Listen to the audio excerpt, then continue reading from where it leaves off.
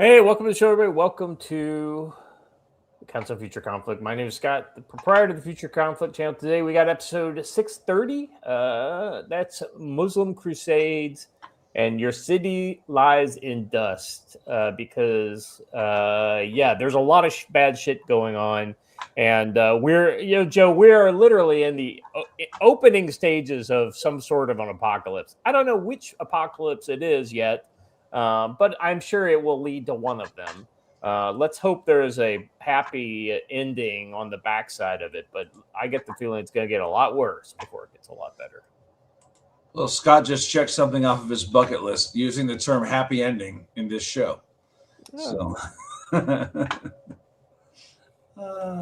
times. Good times. It really is interesting. We are in for some crazy times ahead.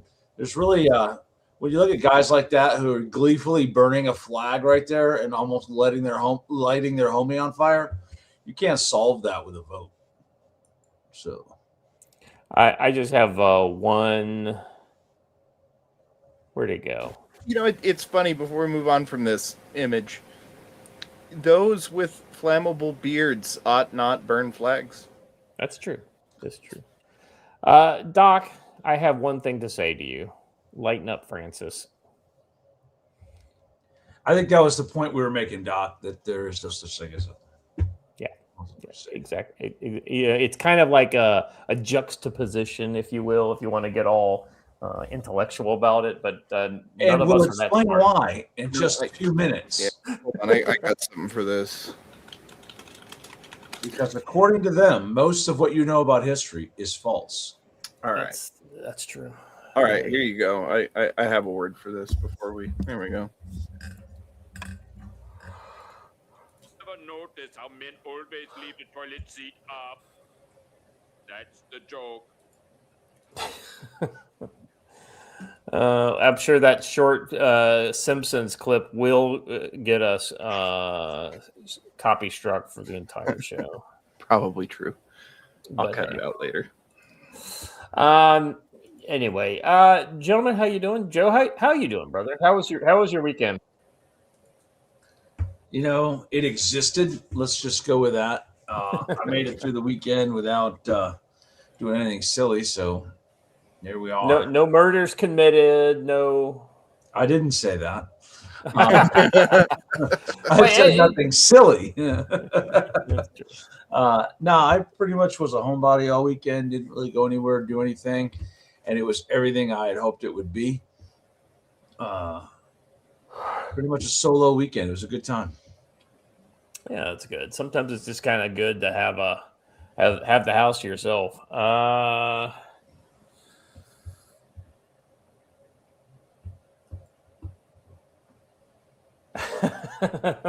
Brotherhood Custom Rifles says, my wife was watching some crime show last night while I was cooking, and I heard Blaine Pardoe's voice, and I ran into the room thinking she was watching CFC. Yeah, Blaine's been on several true crime things. Listen, at this point, Blaine and his daughter have a better homicide clearance rate than most urban police departments. And I'm not even joking. Blaine and his daughter write nonfiction where they analyze and study cold cases, and they have broken several of these cases long before the police did, and the suspects they named are the ones they ended up arresting.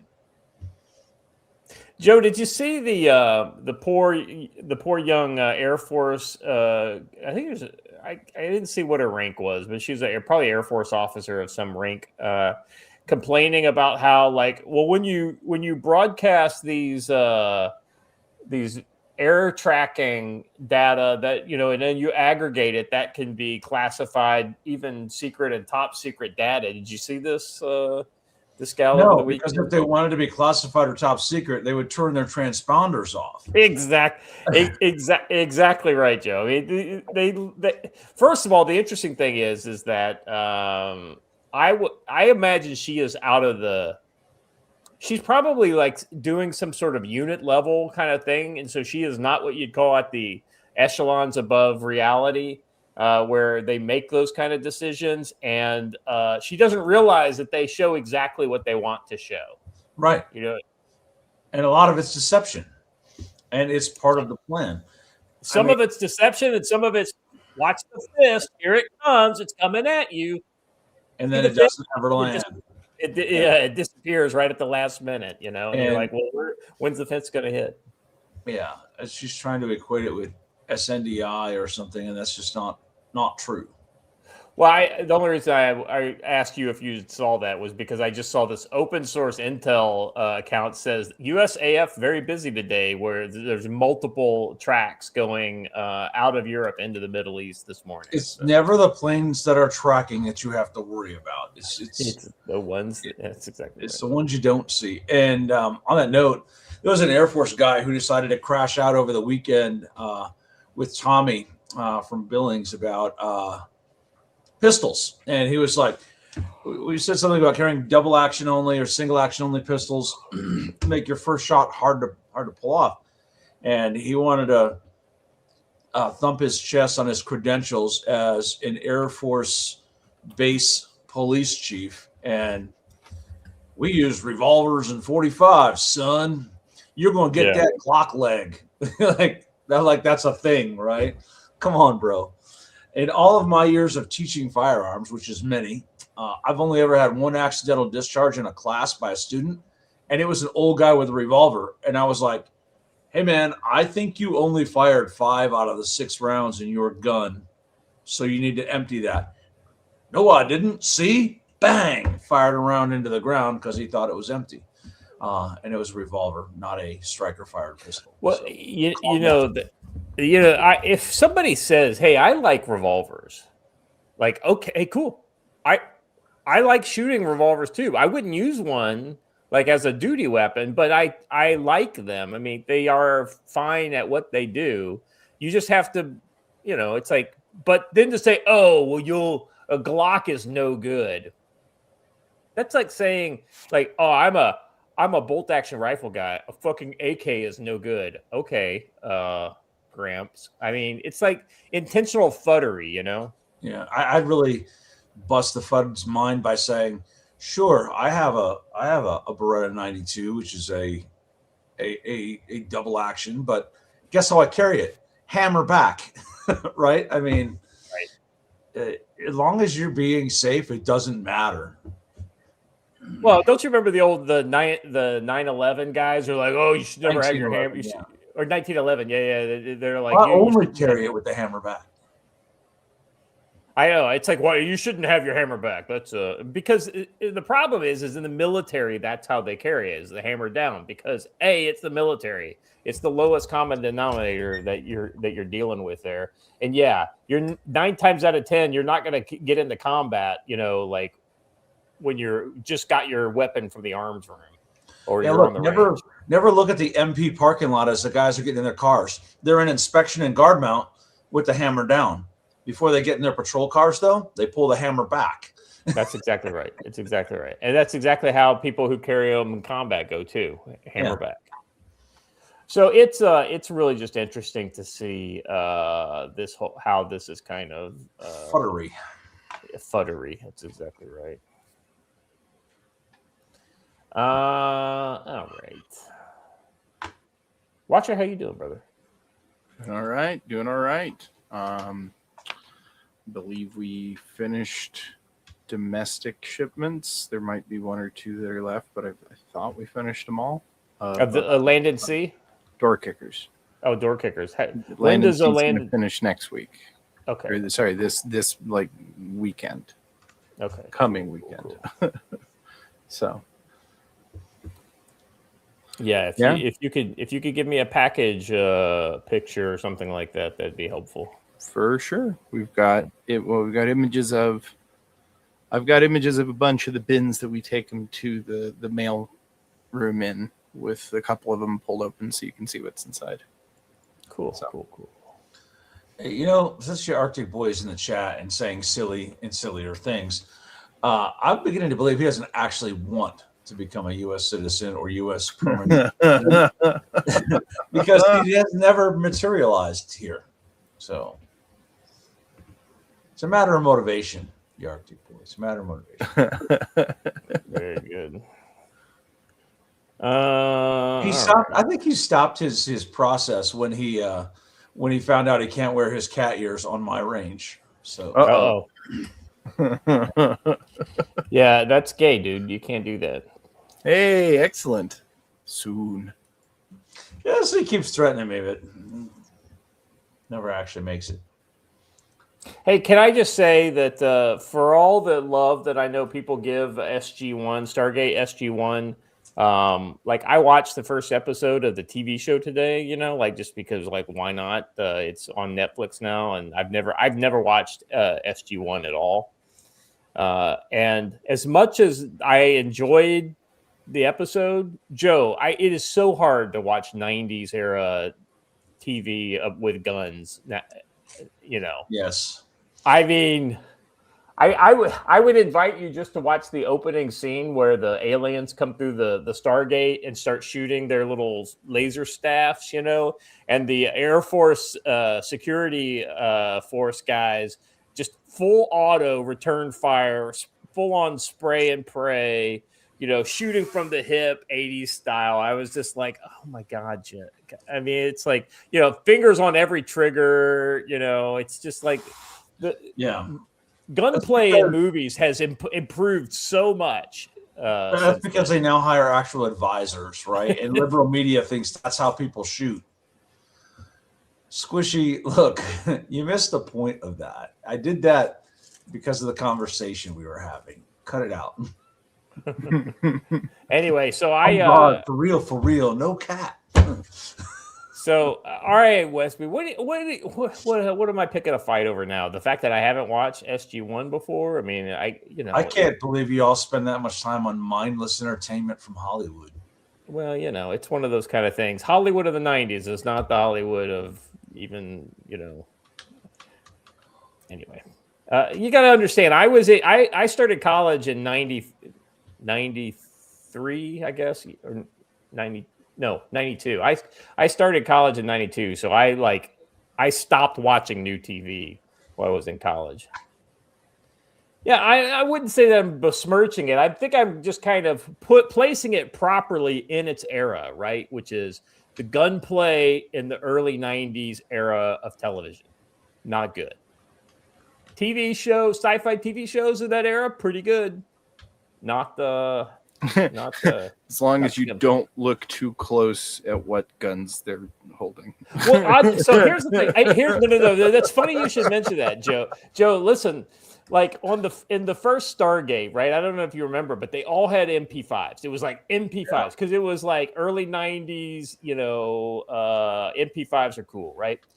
So I was expecting to see the same thing. Well, all the security force guys that were waiting had Vietnam era car 15s, right? Carrying handles with the big muzzle brake deal on the end, right? And then when the team gets put together to go into the Stargate, they've got like what is it? What is the old AA-12? The shotgun. The shotgun, right? With the big magazine, they had one of those. They had a saw, a guy with a saw. They had a guy with a 203 on a car 15. So it's like they had okay, this is how I would expect like a team going into something like that to be armed, not with MT5. So I was at least kind of impressed that they had a variety of weapons. Unfortunately, the first time they shot the saw, it was like, it was, Ramboing it from the waist. So, yeah. Believe it or not, we plan out our show beforehand. What's going on? Amen. It's we Watcher created the show, and then like I pushed start like within 2 minutes. So I feel like I gotta let people get the word out so we can percolate in. Hell, there's only 50 people from YouTube on right now. That's true. That's true. And the first story is a shocker. That's a good point. I'll let that slide. Yeah, I actually did think about that beforehand. I won't say it was super deliberate, but I did have that kind of thought go through my head. The first story is a shocker.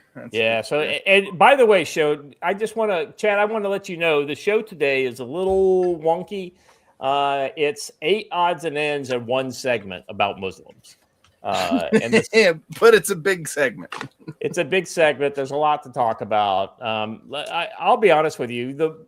As bad as Antifa is, I think it's a Muslim number one, Antifa commie number two as the global threats. Now, America, I think Antifa is our number one threat because the Muslims just don't have the center of mass here in America the way.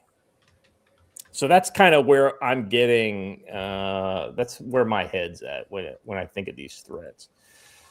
All right, first odds and end today is this is kind of interesting. Watcher, you found this one. Anything you wanted to kind of preface this by before I start reading here? Because this is in Alberta. Yeah, just lots of. Hey, you remember how I keep telling you that Canada's going to make itself a legitimate security concern and we are actually going to have to conquer them? And I've not been joking about that ever. Yeah. Well, I mean, you're not wrong here. This is from the Westgate Sentinel, so definitely a Canadian product here. Armed agents seen at Chinese energy project in northern Alberta. The driver said 3 armed security guards remained in shadowed areas. My truck driver who delivered drilling mud to the PetroChina operated site near Fort McMurray says he saw 3 guards carrying banned assault rifles. In a text message shared by Alberta independence advocate Jeffrey Rath, there's no such thing as a banned assault rifle. I don't even know if there's an unbanned assault rifle, but yeah, it's definitely none. Yeah, well, the closest thing is the SKS, so that's coming quickly too. No rifle is illegal on stolen land. That's true. This is true. Yeah, that's kind of where I was going with it. Let's see. The driver said he was escorted into an unloading area and allowed to leave his truck, only to untie the load. The site personnel directed the loader, which the driver said is not typical at other locations. The driver said 3 armed guards remaining in the shadow areas. When he asked his escort about them, he was told they were with PetroChina and not to ask further questions. Citing his military service, the driver identified the firearms as AK-47 assault rifles, which appeared to be with 30-round magazines. Probably AKMs. Because you can tell that by looking at an AK. I know, but I was not going to dignify that. That's just ignorance, and you know that. I mean, these are probably AKM assault rifles. I'm just saying, if we're, but who knows? It is illegal in Canada, including Alberta, for private security at industrial sites to openly carry AK-47 style firearms with large capacity magazines. The AK-47 and its variants are federally classified as prohibited firearms, banned for private possession and use except in rare, unrelated circumstances. The broader story here is that you're not at all unusual as to how China operates. The Wrath told Westgate Sentinel. My question for Albertans is what we want to turn our oil patch into a whole bunch of Chinese prison camps in northern Alberta? Who the hell voted in Alberta voted for that? Breaking, if anyone had any doubt, the Chinese communist carnies plans were for Alberta oil patch. Just read this.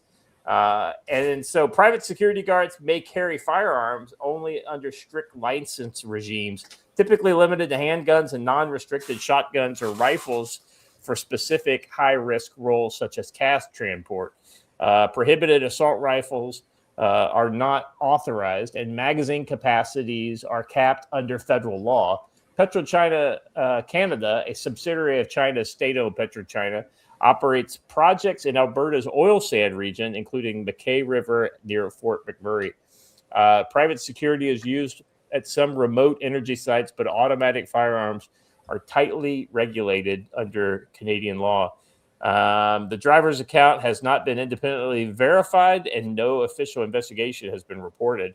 PetroChina Canada and Alberta government did not respond to requests for comments. So I actually have some locals who work in that immediate area taking a peek at this for me, because they don't believe that this is actually the case, but we're going to find out.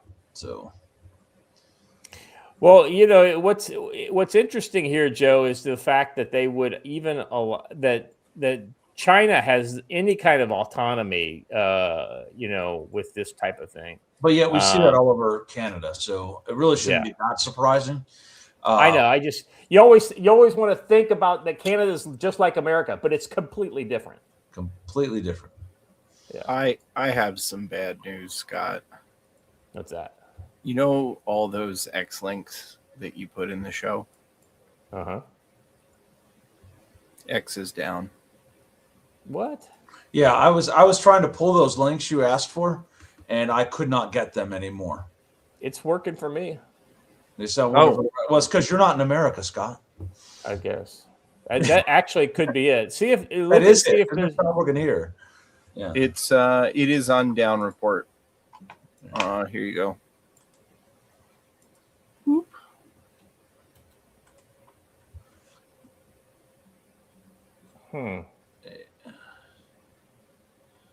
So the funny thing is I just opened one and then another one didn't open. Yeah. That's weird.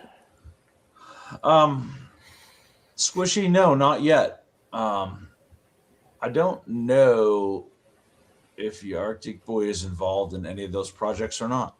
And he might.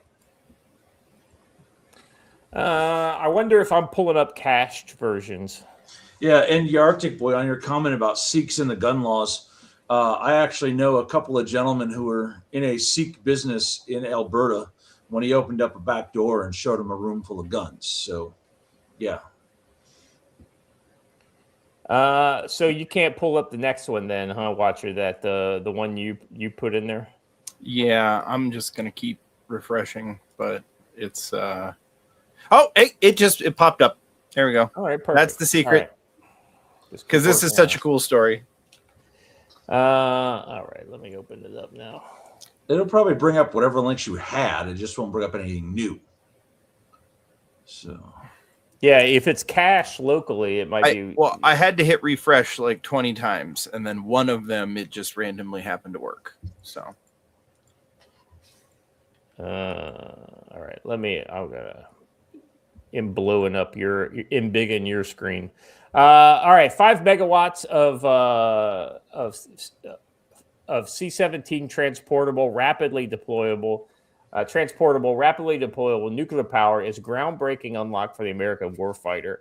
At 5 megawatts, a Ward reactor can power 5,000 homes or sustain a brigade-scale FOB with continuous power for communications, computing, and mission-critical systems.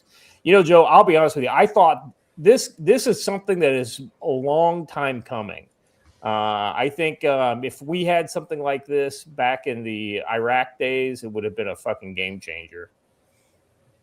As long as they're not dropping them by parachute, then yes, this is a great idea.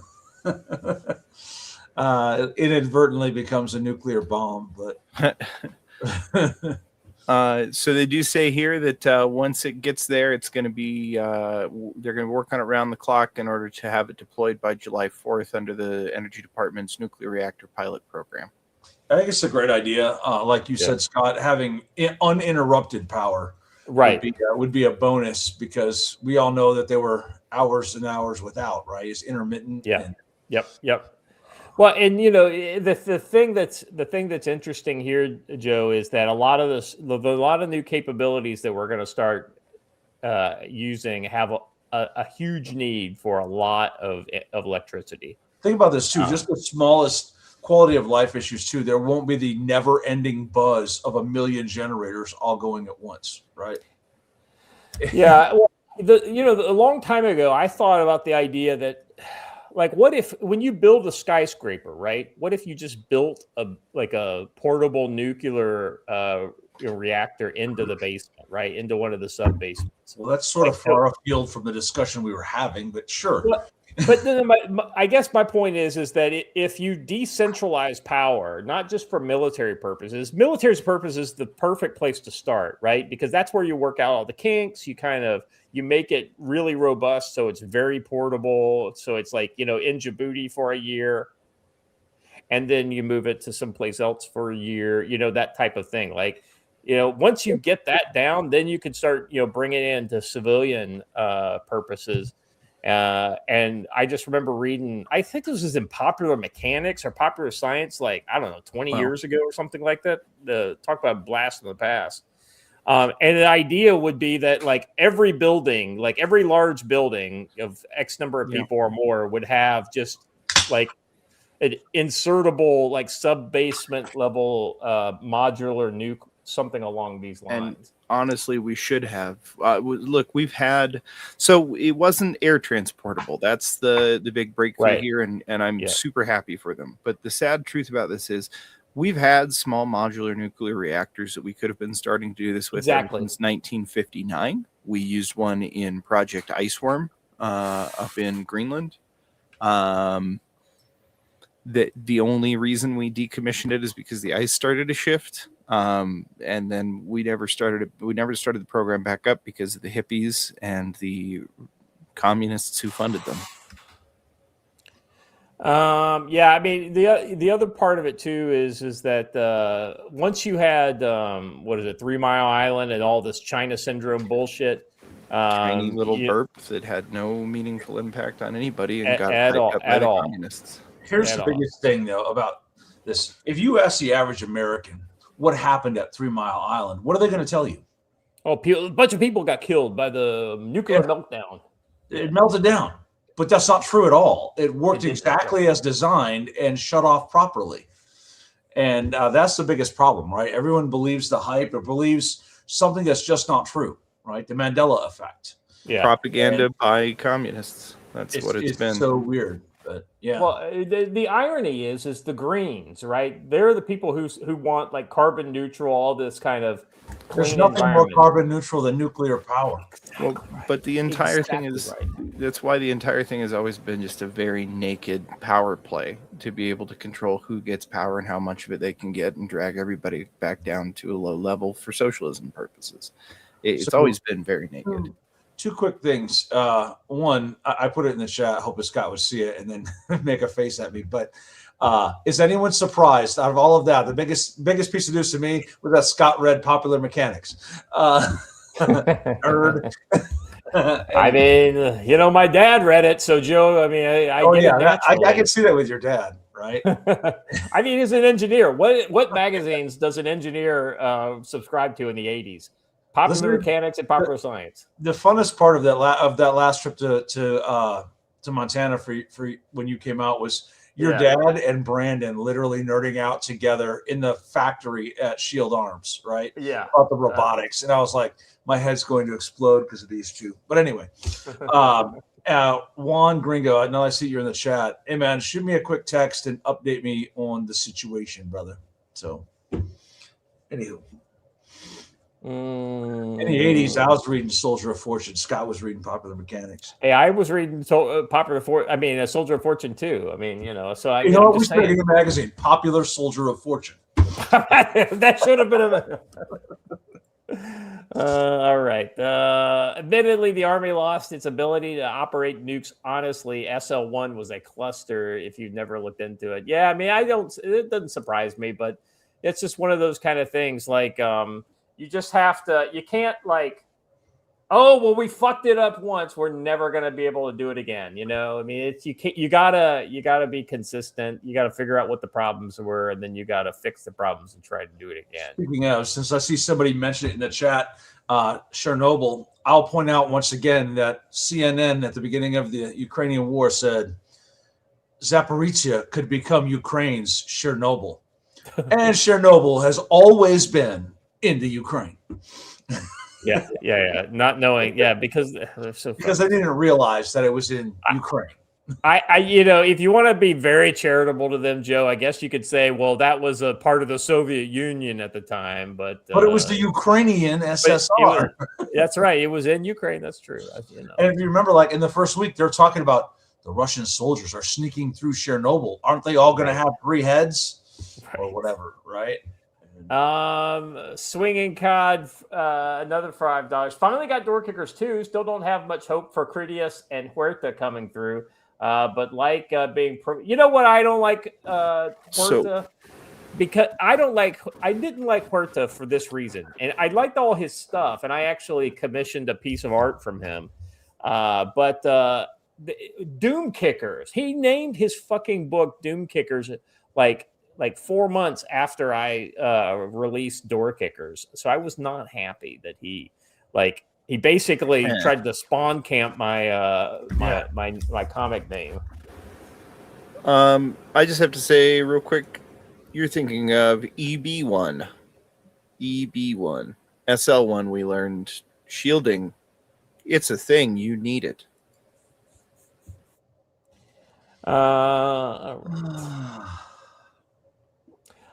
Moving on to the next thing here. So still got the problems going on in Nigeria.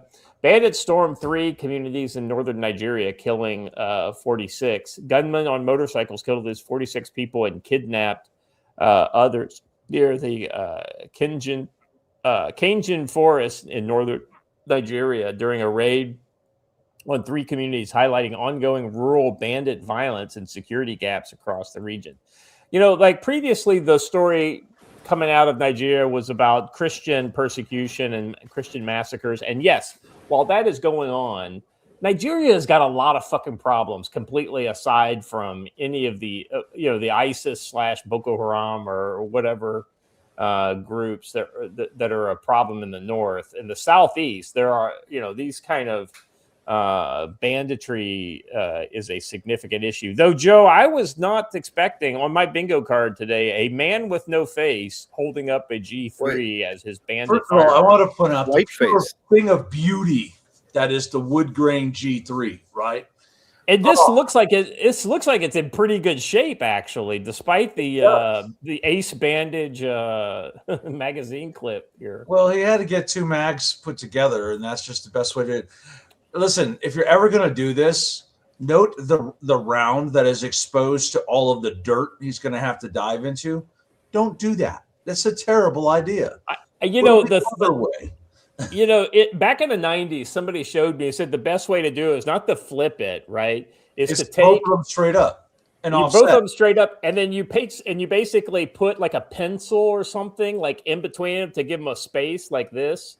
Like and then you tape that, and then it's you buy the spacers they make literally for that purpose. I know, but you know what I mean. It's like this is when people were doing it without any products. That ain't cheap. Swinging cod, $20. SL1 killed 3 people and was most likely a murder-suicide. The ex-Navy nuke who built 2 carriers after I got out and drove the PAT S1 site for a year while working at INL. Watcher SL1 had nothing to do with shielding at all. I'm thinking of the wrong one then, because I guess whatever. What's the one? What's the one that's? Hold on. Project Iceworm. Okay, while he's looking that up, this is a travesty because the G3 has that beautiful and glorious diopter sight that he can't use because he's a mummy. Yeah. I did not have armed mummies on my bingo card. Even mummies have eye holes, Joe. Come on, everybody knows that. Yeah, I don't understand what these guys are going for. Well, first of all, I thought that SL1 was. I thought that SL1 was a breeder reactor. I was wrong. Second of all, PM2A is the one that we brought out to Project Iceworm. All right, so the if y'all could control your autism for like 20 minutes. I was gonna say the autism. We the got nuclear paid for autism, that one. Come on. He paid for me to read this, not for you to go down some sort of mea culpa rabbit hole. Because I trust him. If he pays me $20, I'm going to believe him. There's no way in hell he's going to pay $20 and not be right. You hear that, CCP? I know that the nuclear autism is fun, but we have ISIS zombies. I know. In whiteface on the screen right now. All right. Witnesses said gunmen riding motorcycles attacked 3 communities in the Borgu local government area that borders near Kawara and Katsina states. At least 46 people were killed, including 38 in local villages of Konkoso. alone, while others were abducted and homes were burned. This sounds like some kind of Indian raiding party out of like some 1850s Western. Speaking of that, I don't know if you noticed, but yesterday, Matt, I don't know if he just did it in our private chat or if he posted them, but he went through and took a bunch of old 1800s photos and images and had them had AI remake them with modern weapons. I saw the Wild Bunch one. Yeah, I saw the Wild Bunch one. That was pretty. There was a Wild Bunch. And then there was somebody's Raiders from Bleeding, Kansas. It was all pretty solid. Police spokesman confirmed part of the incident. Suspected bandits invaded Tungu and Makri village. 6 persons lost their lives. Some houses were set ablaze, and a yet to be ascertained number of persons were abducted. The attackers struck around 6 a.m. One resident said military aircraft were heard overhead, but ground forces were absent, operating freely without the presence of security. Forest sanctuary advantage. The infected region borders the Kanji forest, long identified as a refuge for armed groups, including factions linked to Boko Haram. Joe called it. Authorities face a hybrid threat combining insurgent ideology, profit-driven kidnapping networks. The pattern is recurrent. On January 21st, police confirmed mass abductions in Kaduna State after initial denials when more than 160 villagers were seized during church prayers. Notice they're not mentioning that this is Muslim on Christian violence. I was going to say, let's ask who was abducted. That's right. Derna asked an important question for $5. So, all right, let's a second. Why are we not using the BBC Pigeon article for this? That is a very important. This is vital. But I want to point out that I have a little bit of a problem with this story because it says they launched the raid at 6 a.m. Nobody in Africa does things at 6 a.m. I'm just throwing that out there. Hold on a second. I'm going to see if Grok can translate it into Pigeon for me. I'm going to just get it. Here's Nigeria news. And I found out they even have a read it to me feature in here.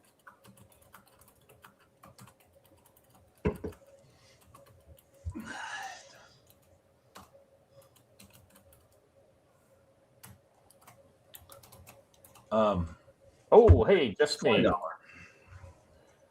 For $19.99. Okay, chat. After Friday die ideas, Sandro Padilla, ton of an old ACU. Oh yeah. Yeah. Son dropped a ton of old ACUs, and I have become mad dye scientist. Results some pretty cool looks. A bunch of really bad colors, plus a wife who thinks I've lost my brain that I have left. What brain I have you left? all right now, and this is from Be Prepared, who is the expert on this. I don't see him in the chat today, but apple green is the color you want. Now, I thought at first it was too bright until we walked out into the forest with it, and it literally vanishes. Apple green is the color you want to go with. Now, I saw a army dye job. These are guys that were dyeing them overseas, and somebody used a brown color with ACU, and it looked pretty legit. It retained some of the green, but made it darker. And then made everything else kind of deserty versions, so it worked really well in the woods in general. So, see, Squishy, I felt the same thing. Squishy Hunter, I thought Be Prepared was insane until I witnessed the genius, and I was shocked. Yes, he brought it to a fieldcraft class. I was like, and we were in Tennessee. I'm like, no, man, that's way too bright. We walked out in the woods, and he threw it down, and he looked at me, and I'm like, where'd it go? That was really good. Good news. X is back up. All right, that's good. Here we go. Witnesses them talk say a gunman ride a Oka truck attack 3 communities from Borugo local government area near the border with Kawa in Kansai states. At least 46 people don't die, including 38 from Konkoso village alone. While some people dim kidnap and dim burn plenty houses. Mobile raids take over villages. One humanitarian source say they recover more dead bodies. I feel like I'm going to say, it's like, I feel like I'm talking like Jar Jar Binks. Misa wanna go. No, you're doing a pretty good Danny Archer. It's okay. Yeah, right. All All right. gunmen, they increased attacks on north central Nigeria. All right. The news that people want to know. Yeah, that is really a great way to read the news. It's my favorite. I like this here. Another one tell Associated Press say them the attackers they operate freely without any security presence. They them move them like no police or them army to stop them. Oh, Scott's having a stroke. I feel like it. You know, usually I read these articles to sound smart. Now when I read this article, I just sound stupider. All right, lovely. Maybe I should translate the brush beater ad into Pigeon today. Yes, do it. Then you can sound like an African arms dealer.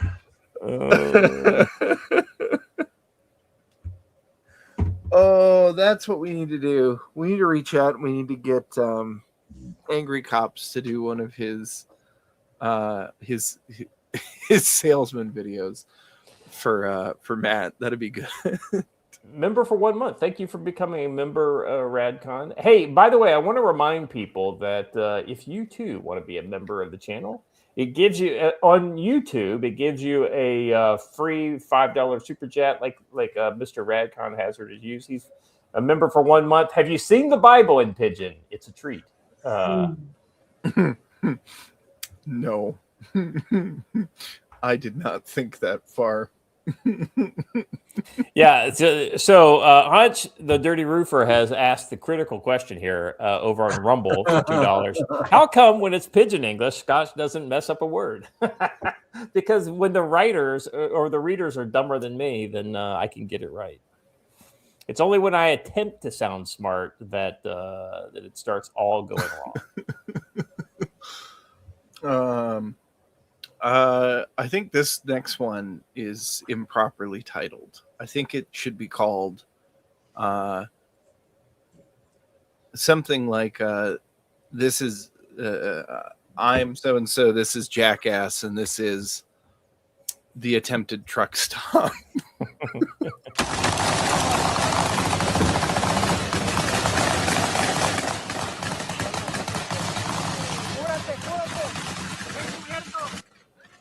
Okay, just real quick, push pause. I want to, now that they've seen it, I want to explain to them exactly what we're looking at here.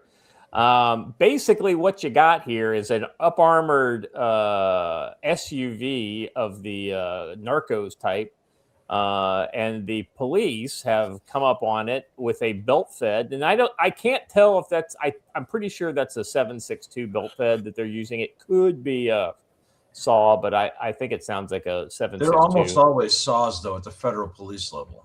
Yeah, that's what 240, but it's almost. But I have no idea how they plan on penetrating. Like, if it's steel armor, the saw is just gonna be like it's just not gonna work. Green chips work on the windshields. Ask me how I know. Not all the windshields. Ask me how I know. Yeah.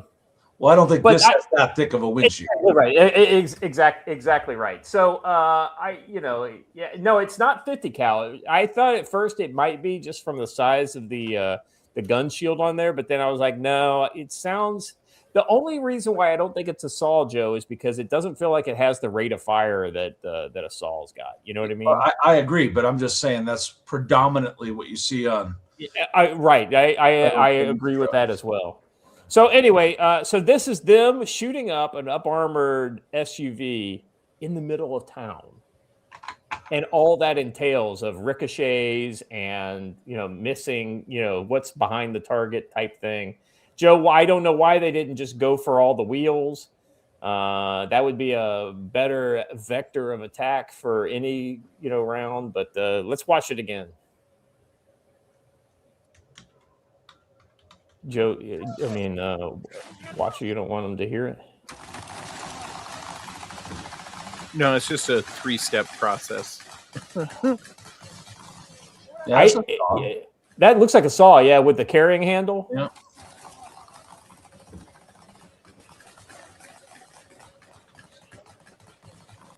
Yeah, I don't hear anything that really sounds 7.62-ish in there to me.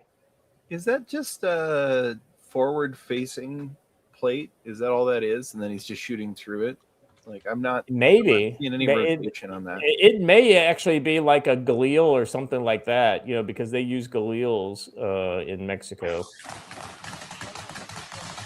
Yeah, I think that's literally just I think it's just a V-wedge that's on the front of this truck rack. Yeah. Huh. And they're definitely shooting, the guys in the back are definitely shooting over the top of the cab. TTPs for your Mad Max apocalyptic adventures here, because that's literally what you're looking at, is the Mad Maxization of row. Of course, I missed my 240, and it misses you. Is that Minnesota?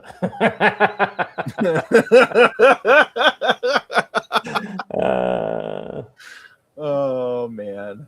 Yeah, you're right. Galils are more free. I have seen Galils in Mexico though, so I G3s. Yeah, they have G3s there too, though. Right.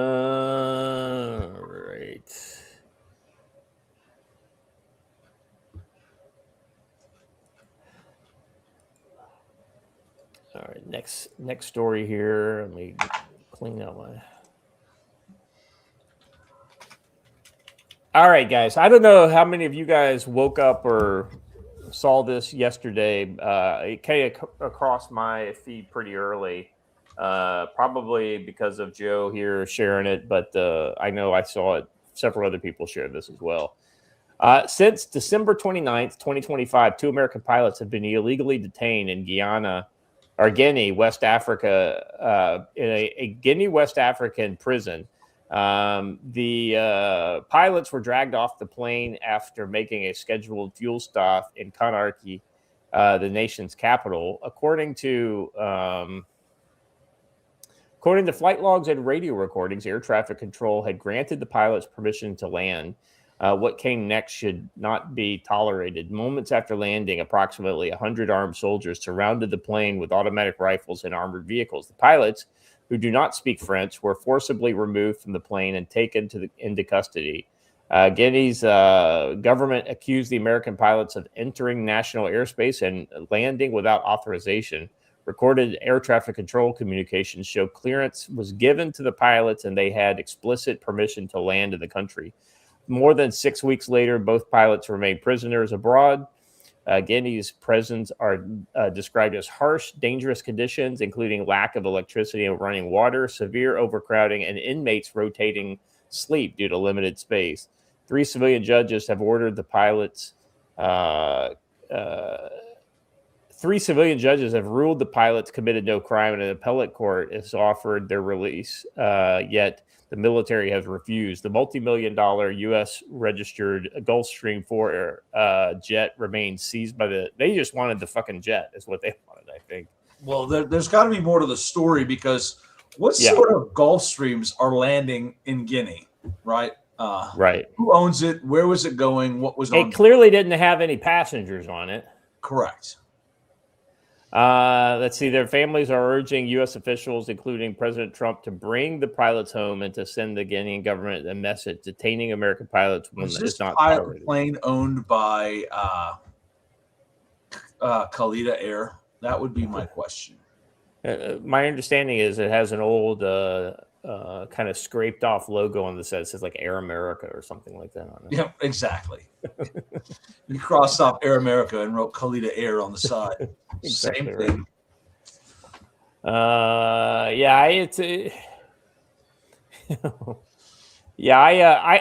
I'll be honest with you. I think there's definitely something going on here. I'm not saying the pilots did anything wrong. I'm just saying Here's somebody. the thing. If you can ever avoid it, don't land in Africa. Period. Right? Yeah. I mean, there's the Canary Islands out there that would have been a much better refueling stop than on mainland Africa. It makes me wonder what the final destination was. I would need to know a little more about their itinerary. But this is interesting. And my commentary on this was that famously on December 19th, 1989, we snatched a reporter out of a Panamanian prison in downtown Panama City. If we can pull that off, Conakry is not going to be that hard. Yeah. This is just I get the feeling that the Pentagon is probably like, what a pain in the ass. It's like, not hard. It's just out of the way. It's kind of like, like you could have told me we needed to stop by your aunt's house before we left the state, not after we left the state. I told you to go before we left. They pulled into the wrong gas station. Exactly right. This right here is why you go to Love's, not Pilot. Exactly why. Are there certain gas stations now that are kind of becoming no-go zones in the States? I mean, like, back in the day, a lot Pilot of them. and what's the other one? Flying J. Yeah, Flying J. That's I think Flying J's were always pretty good in the old days because they were generally newer. Back in the day, yes. But now it's Love's. Love's is the place to stop. Yes, only Love's. or Buc-ee's or Buc-ee's. Well, yes, but the Buc-ee's are a brief. Here's the difference. Love's is I happen to be passing by stop. Yeah. Buc-ee's is a destination. Yeah, that's correct. Yeah, we're taking 2 hours out of our way to get to Buc-ee's. Look, I'm just excited for the inevitable Buc-ee's roadside hotel chain. I am hoping and praying.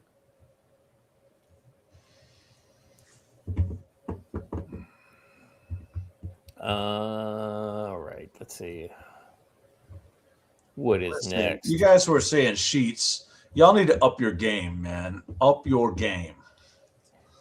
Trump backs potential Israeli strikes on Iran missiles. Here's the thing. Iran thinks it's gonna be able to pull the rug at the last minute on all this stuff. That they're going to continue to enrich uranium. They're going to continue to have a ballistic missile program. I can tell you right now, they're not going to have a ballistic missile program because Israel, with or without us, is going to fucking nuke them in the Stone Age over that. I'm willing also to let Israel strike it rather than us. 100%. I think that actually is the preferred, like U.S. supported Israel airstrikes is kind of like my perfect solution. And if there's one or two stealth aircraft kind of like unannounced as part of that, the only reason they told you about the B-2s last time was because we were the only people in the world that had those massive ordnance penetrators. We're the only ones that could have carried. There's only two aircraft that could carry those. Hey, for the side note on the breakfast sandwich discussion going on in the Rumble chat, Biscuitville spam breakfast sandwich can't be beat, bro. Can't be beat. I'll be honest with you. For me, it's still it's the old school sausage egg biscuit from McDonald's. I'm going to tell you the funniest moment ever, just before the infamous father-son thing, was when you're like, bro, we have to go to Cracker Barrel. I've been doing it so long. I have to have Cracker Barrel right now. And so we did. And you order like one of everything. And you're like, you don't understand. This could be like average Cracker Barrel for you, but for me, this is the best Cracker Barrel I've ever had. Well, the funny thing is that like, the thing that I noticed that I miss the most when I'm out of the States for a long time is not like the stuff or whatever. It's food, it's literally food. And it's almost always shitty comfort food that everybody else takes for granted. You know what I mean? Yeah.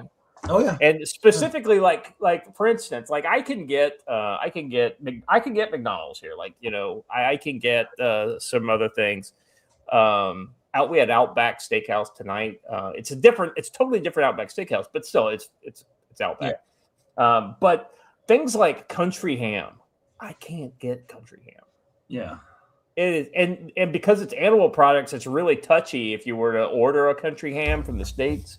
But Cracker Barrel's got country ham on the menu, and so that was pretty key. Yeah, with the hash browns. Yeah. All right. Okay. Anyway, so yeah, I think absolutely 100%. Israel will be bombing them into the Stone Age. The ballistic missile program. Well, it's not really hard. They essentially already live in the Stone Age. Well, right. We're talking about a bunch of barbarians here anyway. U.S. Donald Trump informed Israel Prime Minister Benjamin Netanyahu. I love how they don't even say president, U.S. president. They just say U.S. Donald Trump. Like Donald is his title. President Donald Trump, right there. No. At the very go down to the body right there. U.S. Donald Trump. Yeah. During a December meeting at Mar-a-Lago that he would support Israeli military action against Iran's ballistic missile program should negotiations with Tehran fail. According to two sources familiar with the matter who spoke to CBS News on the condition of anonymity, the disclosure comes that Trump's administration pursues renewed diplomatic engagement with Iran while quietly weighing contingency plans in case of talks. Now, so this is one of those targeted leaks, right? This is when the Trump administration says, we want it to get back to Iran, that we've already told Israel that they're good to go to drop bombs on the missile program if they don't fucking make a deal. So it's literally... This article is more of a negotiating position than anything else, right? Yeah, exactly right. And so they're leaking this information to CBS kind of is them telling through indirect channels that we're going to do X. The disclosure comes as Trump administration pursues renewed diplomatic engagement with Iran while quietly weighing contingency plans in the case of talks collapse. Internal U.S. deliberations are underway 2 months after the Mar-a-Lago discussion. Senior officials within the U.S. military and intelligence community have begun internal talks about how Washington could assist a new round of Israeli strikes on Iran. According to additional U.S. Officials cited by CBS News, the conversations have focused less on whether Israel has the capability to strike and more on how the United States might provide operational support. Amongst the operations under review are aerial refueling for Israeli fighter jets and securing overflight permissions from regional countries along potential strike routes. However, regional dynamics complicate such planning. Jordan, Saudi Arabia, and United Arab Emirates have publicly stated they would not allow their airspace to be used for strikes on Iran or for retaliatory Iranian strikes on other states. It remains unclear whether any country would authorize overflight access in a crisis scenario. Also, these countries have also said very harshly to Iran that they're basically not going to take Iran fighting. If the U.S. drops bombs on you, don't even fucking think about sending a missile at our country. To that end, Joe, did you see that the deal was finalized that would give Saudi Arabia full access to Pakistan's nuke? I guess this is, and they are possibly already in Saudi Arabia at this point. I don't know if that's a big surprise to anybody who's kept their ear to the ground on this one, but I guess they're being a lot more open about it now than they used to have been. I personally believe that no Muslim nation should have access to nuclear weapons. Pakistan notwithstanding. They don't need them either. So. Oh, I totally agree with you. And I don't think India should have them either, but, Well, you know what? Although I said Muslim, I meant backward. So. You're right. I know what you meant. Uncivilized. What's funny is when people think of India, they think of the tech sector and all of that, but those are the Indians who are here. The vast majority of India is literally mud huts. So.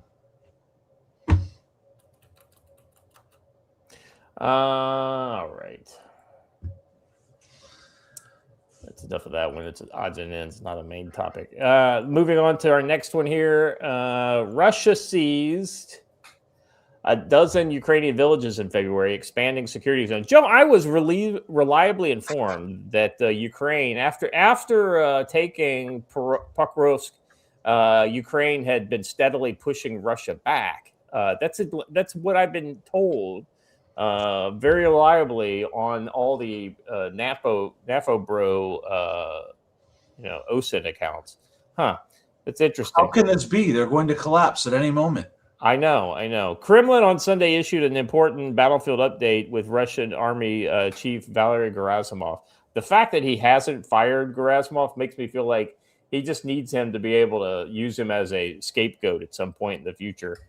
Having newly declared that a dozen more eastern villages were seized in February.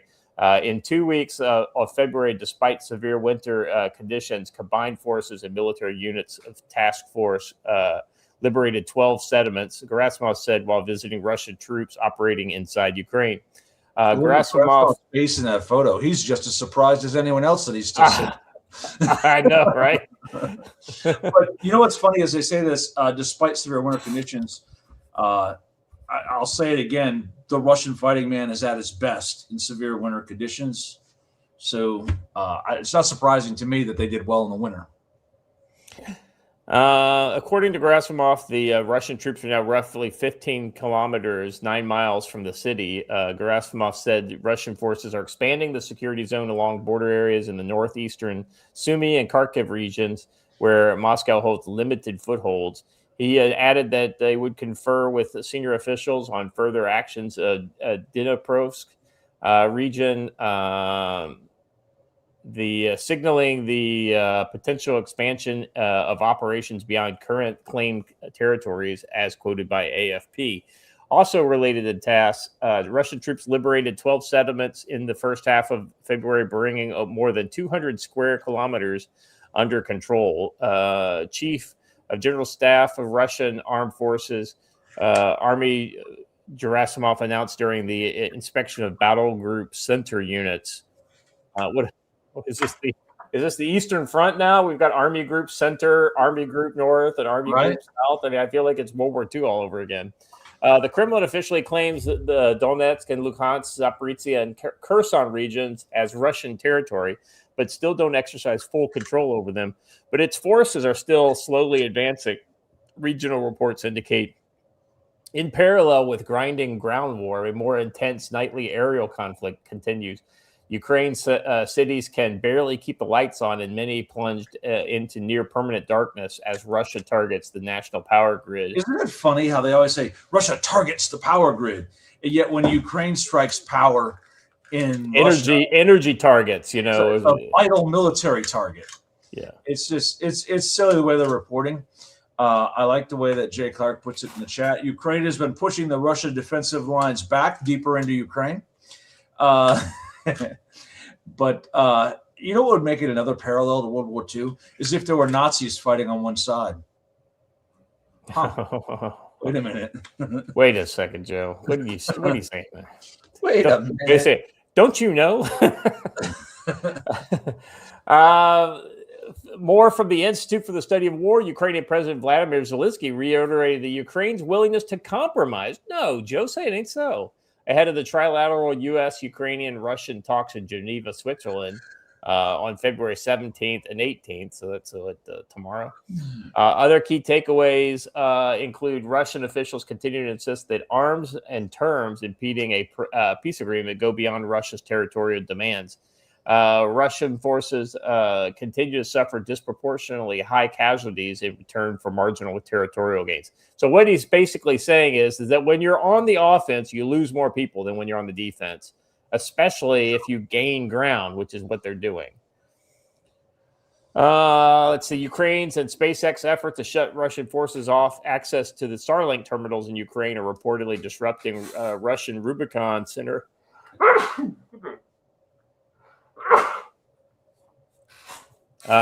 Disrupting Russian Rubicon Center for Advanced Unmanned Technology short and mid-range drone strikes in the interim study, as ISW recently forecasted. Ukrainian forces recently advanced in the Oskolodrivka, Oleksandrivka. There we go. I'm sorry. Scott was sneezing because he's allergic to Ukrainian BS, and there was a lot of it going on right there. That's right. And let me be honest. The Russian words, the Russian names, city names are way easier to pronounce, oddly enough, than the Ukrainian version. So it's almost like they're trying to make people mispronounce them. I'm just saying. It's in my defense. What's that? We mentioned the Russian winter, and it started snowing like instantly. So. Nice. Let's see. Russian forces recently advanced in northern Kharkiv Oblast in the Borova Sovyansk directions. I remember that place. There was a lot of action around there back in, was it 2003? Something that I'm never going to get out of my head, and it's true. What's Ukrainian is just Kentucky Russian. That's right. It is essentially the same language. It's like a dialect. Is the only difference. Anyway, so lots of stuff going on there. None of it's oddly enough, none of it seems to rhyme with what's going on with the NAFO bros.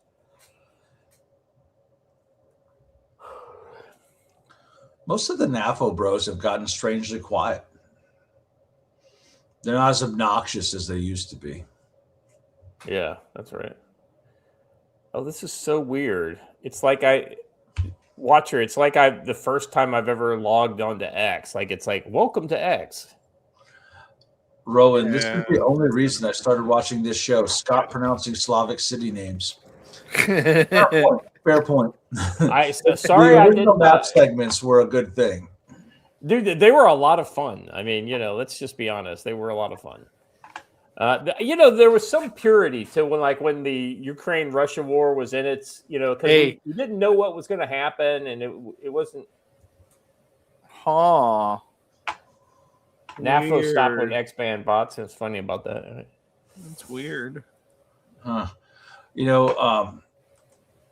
The Spiegel has a big story right now. Top military officials from Germany and Great Britain are calling for the rearmament of Europe. Everyone should be prepared for a possible Russian attack any moment now. Well, I guess there's people.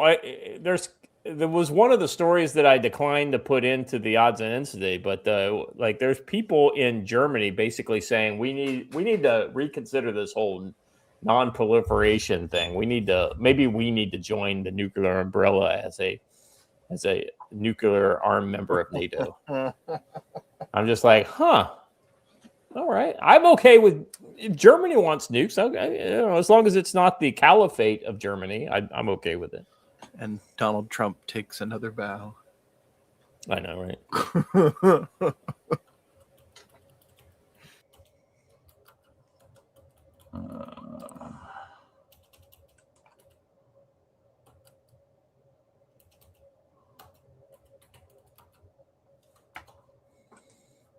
All right. Sorry, I'm translating the brush speeder ad into pigeon. No, that would be Chechen, but yes, close enough. Because Chechens throw in the Arabic with the Russian.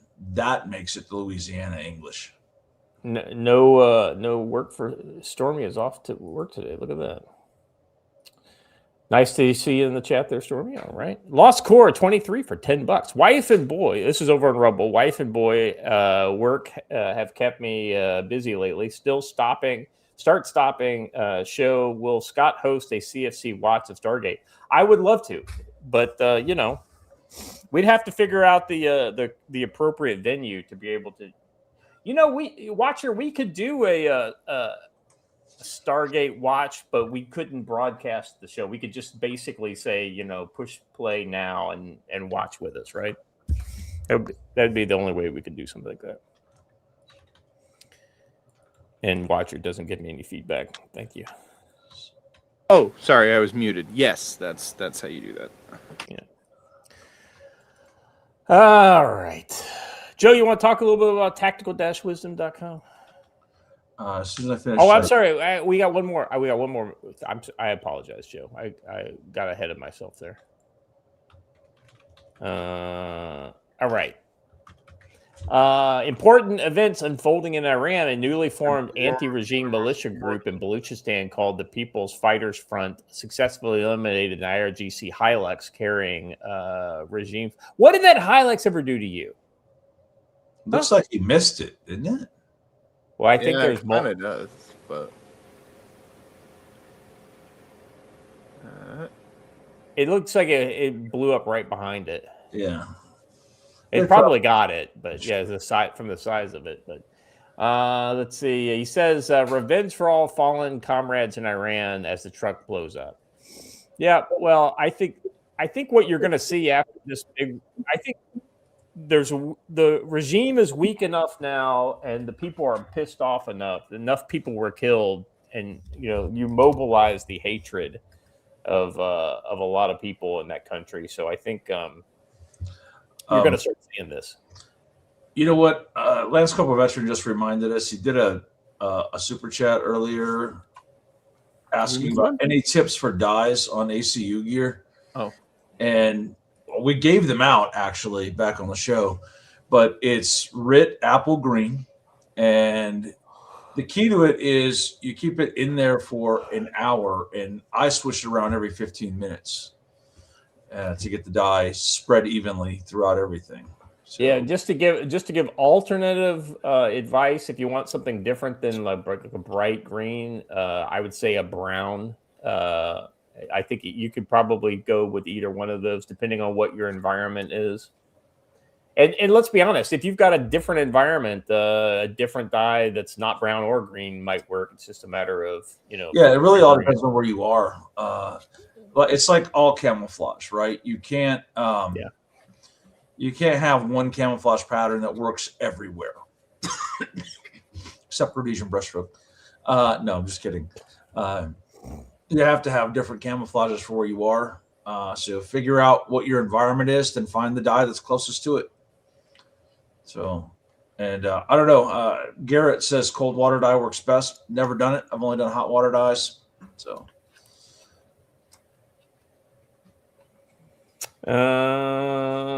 Right. G-Man says, I like when Scott once pronounced a Ukrainian. No, he did it. New York City. That's what there is literally. Don't you remember that was the funniest?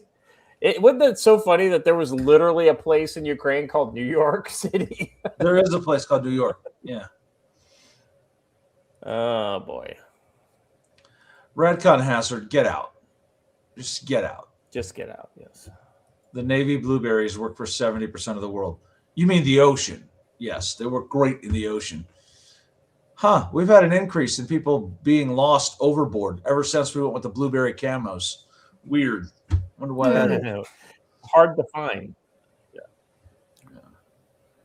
By the way, as you're trying out the dyes, as Jay Clark points out, there's so many cheap ACU pouches and everything available at surplus stores. Buy a bunch and then practice on those, the little $3 to $5 items, until you get it down. Then go more. Good point. Okay, right. I added to the training courses. I added a combatives weekend course. Oh, sorry, in May. There's a lot going on in May, so I only have a couple classes in there. But the whole schedule is out for the spring, at least through May. I got to get June or July on there. I will keep adding the rest of the year, guys, as we go. But there's a lot of classes on here. Some of them 1 day, some of them 2 days, some of them full weekends. A lot of things out there. Just because there's 2 classes there on March 28th, you don't have to just say, oh, I'm only going to take one. You can take both. Stay the whole weekend. We have lots of things going on. But also remember that you can just come hang out at Camp Ponderosa anytime you want. Just give me a call, and we'll make you a camping reservation. And you can camp here and hang out with me. I can't imagine what would be more fun for you than hanging out with me, except maybe hanging out with Scott and Watcher. But let's be honest, I am the fun one. So it's true. Well, I mean, let's be honest. I do bring the Baja Blast and soju, so that makes me a lot more fun. We were at Costco the other day, and there was a whole Baja Blast display. I'm like, Scott's going to be so happy that you could just buy it everywhere instead of just at Taco Bell. So, I know. I could not fucking believe that. Evidently, that was a short term kind of like a thing that they were doing, but because it was so popular, they basically it's now back. It's now back, yeah. But yeah, so check out my training courses on there. Reminder: we do program radios for you. I added a note on the training program thing. I mean, on the consulting thing. If you want me to program your digital radios, I will do it. it's just going to cost you more because the digital radios are a lot harder to program and I have to do it all by hand. So it will take a bit longer. We sent some radios out, some guys who ordered them last week. So we will program your radios for you. Check it out and check out the training schedule and maybe even buy some books while you're there, right? It's okay to buy books. If you're going to be in the Northwest Montana area here the next weekend, I will be at what is it called? The Sportsman's Expo at the fairgrounds in Kalispell all weekend with a table for Camp Ponderosa, talking about all the fun things we do here. If you want to support Camp Ponderosa, you can make a donation at veteranscampponderosa.org, or you can buy things off the Amazon wish list, which I'm sure one of our mods will drop in the thing. If not, I'll find it. So that's what I've got. Joe, you remember all those borderline inappropriate things I've always said about Stormy that, you always criticize me for? I take them all back. Yeah, you should. You should. Take them all back. Now those always been meant to, so here's the thing, right? Like I as much as I love my bourbon and I like whiskey in general, and I specifically love my bourbon, I am not a huge fan of mixing regular. I like an old fashioned or something like that, but I don't like just like taking like sweet drink A and whiskey B and mixing them together. Here's the fun thing. In this case, he's not just stating a preference. Mountain Dew was literally invented for that purpose. Well, that doesn't make it right, Watcher. Not an argument, but yeah, it's just that's why they made Mountain Dew. Did you want to play this body cam? Well, what do you guys think? I mean, this is pretty, Joe, this is the typical, you don't bring a taser to a gunfight or to a knife fight. Check this shit out right here. Oh, this is old, but it's very good. Yeah, I haven't seen it before. So 2023. Basically, taser, nope. That shit's gonna get you fucking killed, buddy. 4 boy shots fired. 4 boy shots fired. 10-13 shots fired. Now, let me just say that I'm amazed that they were able to get on the radio after that, because they just fired like 15 shots in an elevator. Yeah. That will give you some nausea pretty quick. Hey, oh, wow. Okay, I didn't see this. There's a second angle that's important here that explains the actions of the first angle. Oh, that's why. The sex of the officer who went straight for her taser. Uh-huh. Yeah. The first cop took a pretty bad hit right to the armpit, by the way. The from the knife where he came. And it's also one more point that I always talk about in my knife combat class is that the vast majority of people who have been stabbed never even knew they were stabbed. They thought they got punched. And that officer just like casually lets that dude walk up to him, never saw the blade. So. Crazy. Grog is there is grog and there are grogs, right? Like I'll be honest with you, grogs are not what they used to be. That's for damn sure. All right.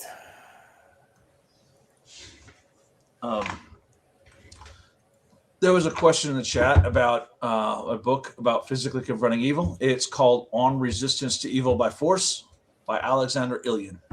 So Ivan Alexandrovich Ilyin. I just had to look at it and get it. But, yeah. All right, let's move on with our brush beater ad. This today, of course, is the pigeon version of brush beater. This is straight from Grok. What I realized is I just used. I took the Warhammer version and I translated it into pigeon. So there's going to be All right. some religious stuff in here as well. All right, brothers and sisters, where get faith? Make and listen. Well, just because time don't hard pass and darkness they spread everywhere. For this is our time, wherefore voila.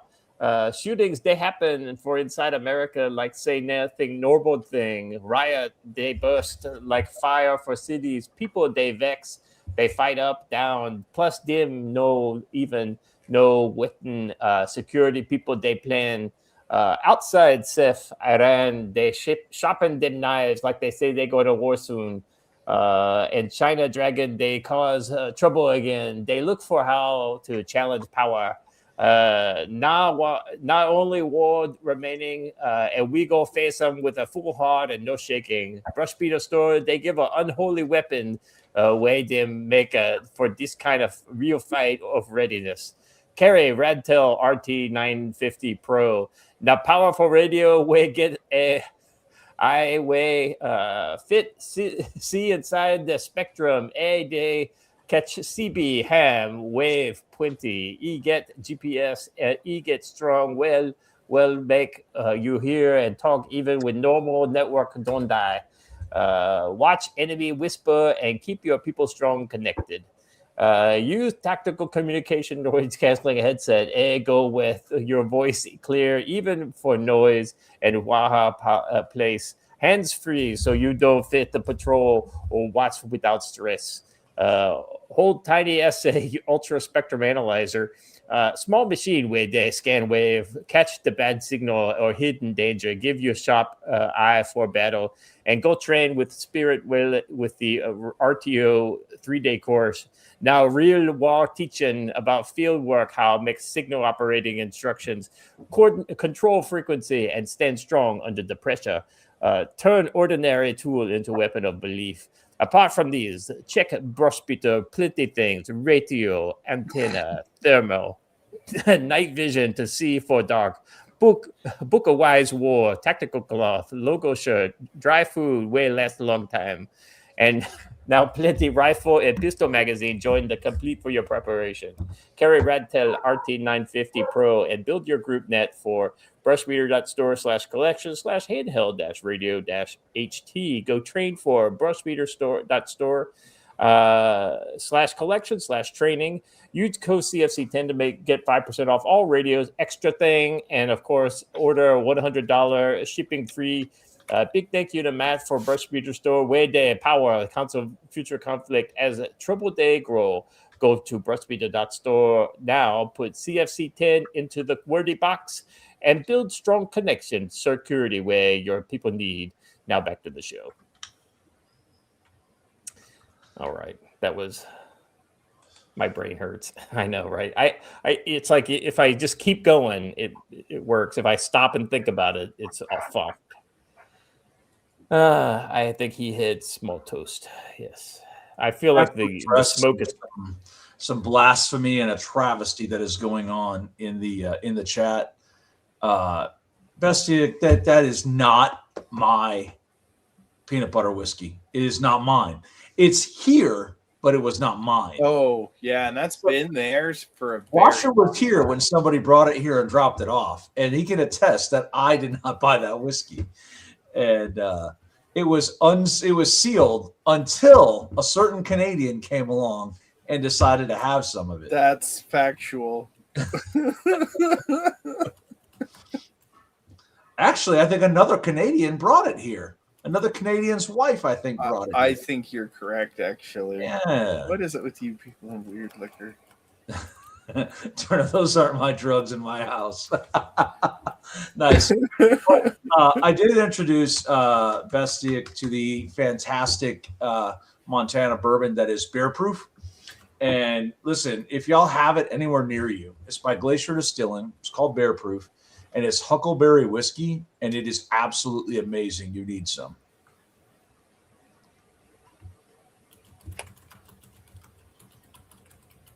I'm going to ask you, Arctic Boy. Yeah, Arctic Boy, was it not your wife who bought the screwball here? Because I'm pretty sure it was. No, I think it was before they. I think it was the year before they did that. Oh, okay. Yeah, you're right. You're right. It might have been the year before. So I just had Grok redo it based on the original version, not the Warhammer version. It's even better, but I may save that for another day. All right. We have one major topic today, and it's Muslims. Let's just kind of plow right into it. Trump administration launches investigation into Texas Muslim-only community project. Talk about some place where they probably need to have pigeon posted. The Department of Housing and Urban Development is investigating entities involved in a planned Muslim housing development in Texas due to concerns the initiative may have engaged in discrimination based on religion and nationality, the department said on February 13th. You don't say. HUD's probe will look into the Meadow Project, formerly called Epic City, or the East Plano Islamic Center, for potential violations of the Fair Housing Act, according to the department.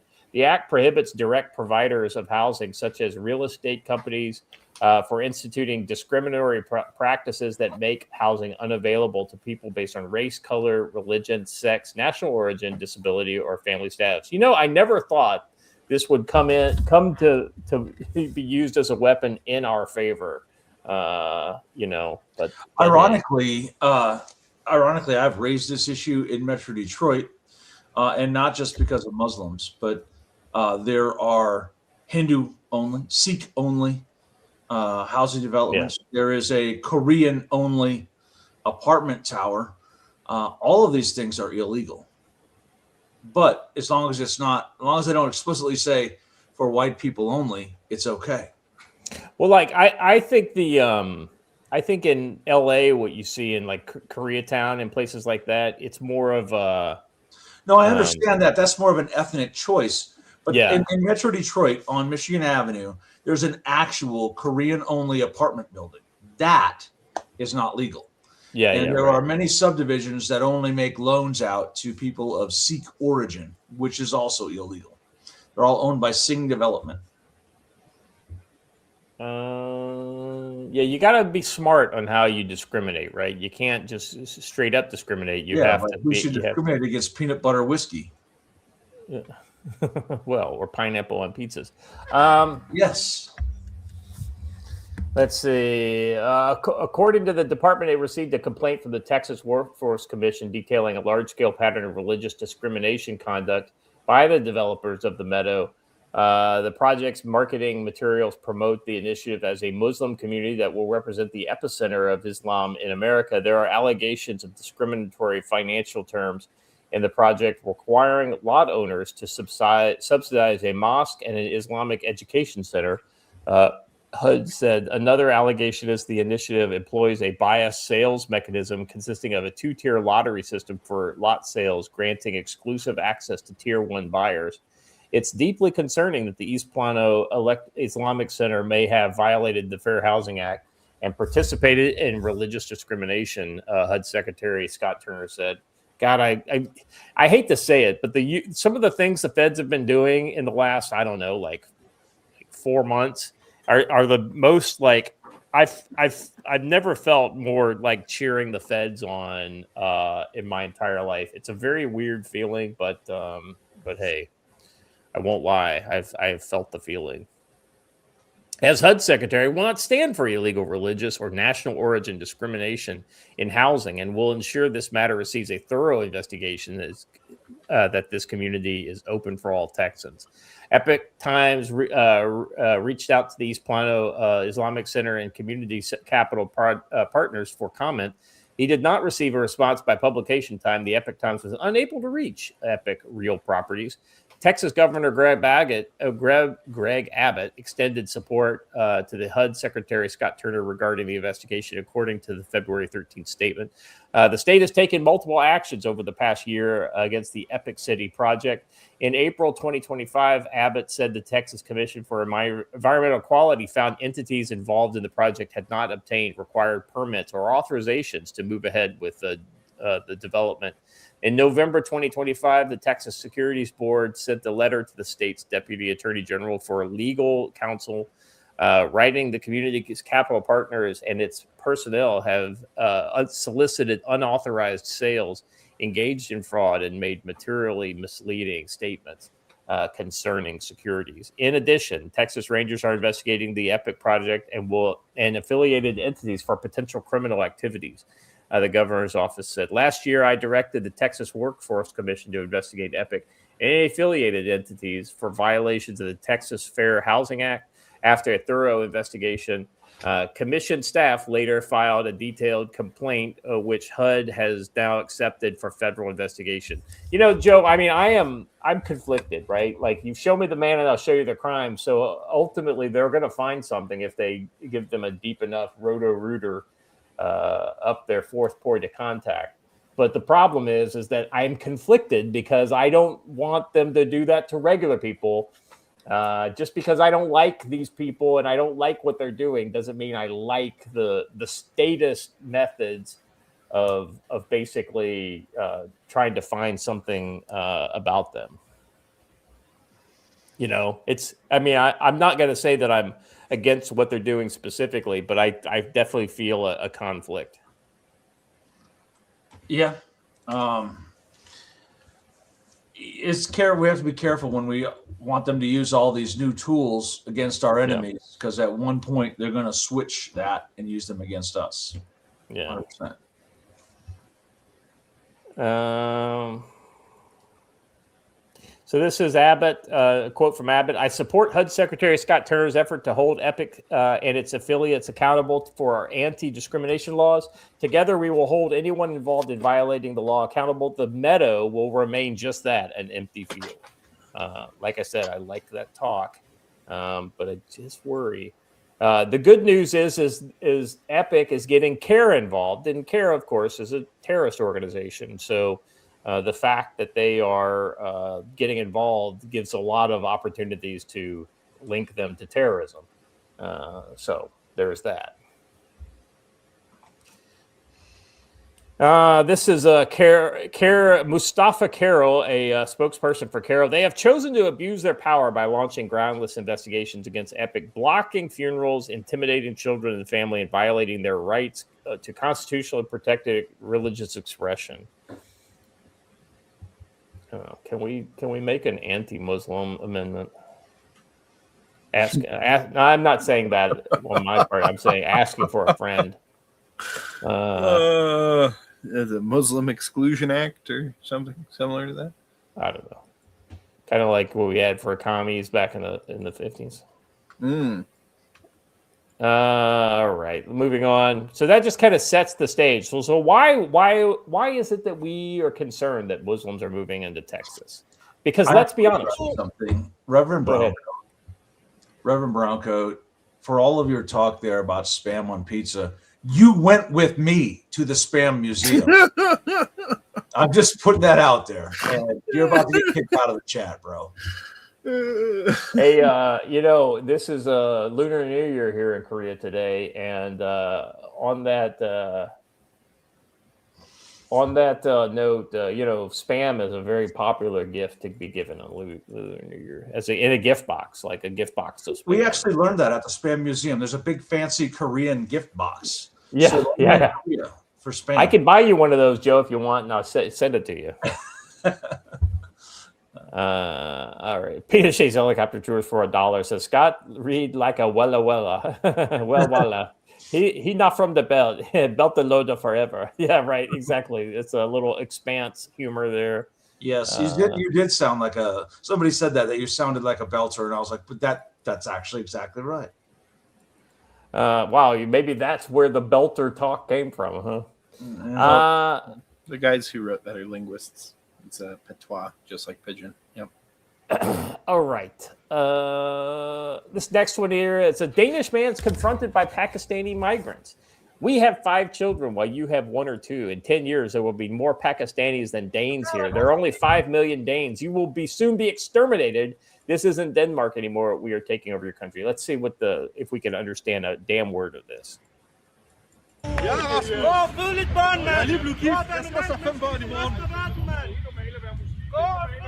Oh, hinger dinger durgan. Durka, Muhammad. Are they both Hail Hitlering each other?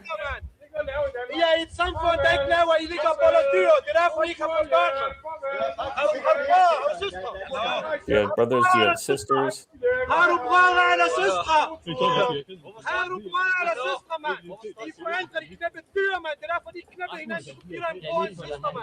Notice the police standing around doing nothing.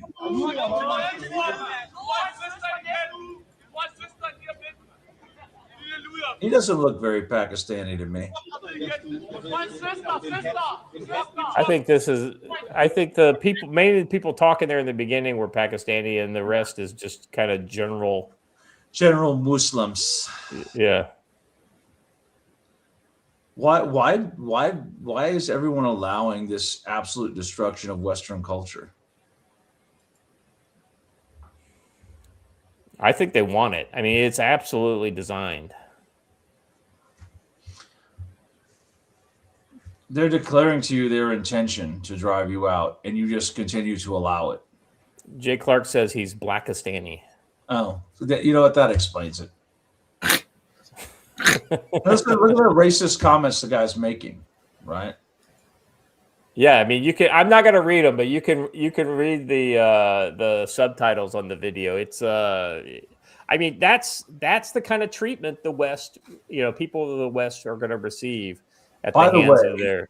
I have to point out that since USA defeated Denmark 6-3 in ice hockey, which is the only sport that matters, Greenland is now ours. Those are the rules. I don't make them. We won. Yeah. That's just the rule. We won. It's ours. So I think that's how these Muslims view Christian women, as that we're going to find out in this next clip. Now, Joe, I mean, this lady. Let's pull up the video, watcher, but don't play it yet. No. Before we do this, I want to point something out. This is the idiocy of the Western society. What's given us the peace dividend post World War II was Western Christian morality and our subjugation of the rest of the world under that. And it's not that we tried to make the world England or whatever the former phrase was. It's because we stopped barbarism in the rest of the world. Now we're seeing an increase in horrible crimes and the potential for civil wars because we've allowed those people to come in, and we felt guilty for saving the world from the barbarism that existed before. We are putting ourselves on a path backwards, and it's absolutely stupid. Anyway. Yeah. No, you're 100% right. So we're gonna see the literally the medieval thought patterns that are held by many Muslim scholars here. I'm going to have to do the old kind of read because it's subtitled here. It's like selling human organs and trafficking in freeborn humans today. But when Islam emerged, it put slavery into order. By limiting it to legitimate wars between Muslims and other enemies. Pause for a second, because a lot of people are going to skip right over that point she just made, and I'm glad you read it. She just said slavery is okay as long as it's not Muslims. Right. Anyone who's an enemy of Islam, therefore, should be a slave. Well, and Joe, any interaction, any negative interaction that Muslims have with is war. It's part of their jihad, the struggle with infidels, and so once captured, they could then be enslaved. So war is not like the broad definition that we think of. They think of it literally as any conflict. If we fought Israel, which is plundering the land, and its aggressor against the people in their faith, obviously it's impossible that we will fight Israel. Even though Surat al-Asira, the Quran foretells this, and nothing is beyond the will of Allah, power of Allah. The female prisoners of war are those whom you own. In order to humiliate them, they become property of the army commander or of a Muslim. He can have sex with them just like he has sex with his wives. Some opportunists and extremists who only harm Islam say that I will bring a woman to East Asia as a slave girl under the status of those whom you own, and with the consent of my wife, he will allocate this woman a room in the house, and will have sex with her as a slave girl. This is nonsense. This is not prescribed by Islam at all. Yeah, bullshit. It happens. Legitimately owned slaves come from amongst prisoners from a war, which is waged against Muslims. But Joe, I mean, with the exception of maybe one or two of these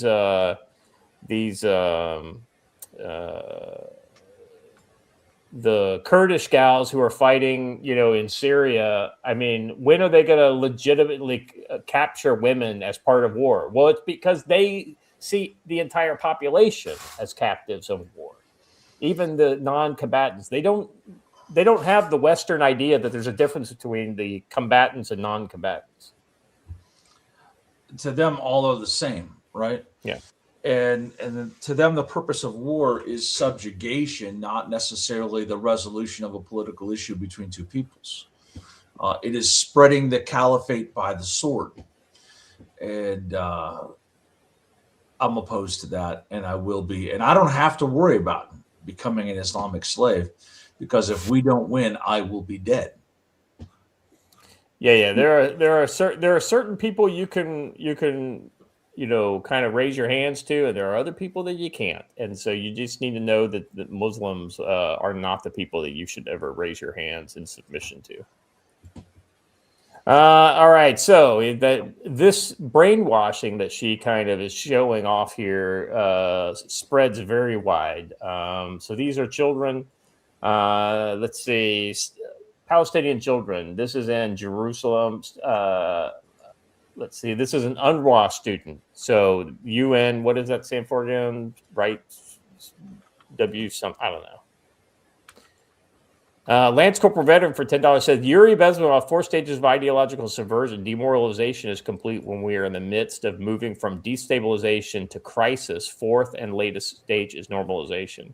Yeah. So in normalization, we've started to see normalization come in some of these Western countries, such as England, such as Ireland, such as Spain, where they basically just completely say, give them a pass, right? You can't wave your flag, but they can wave their flag, right?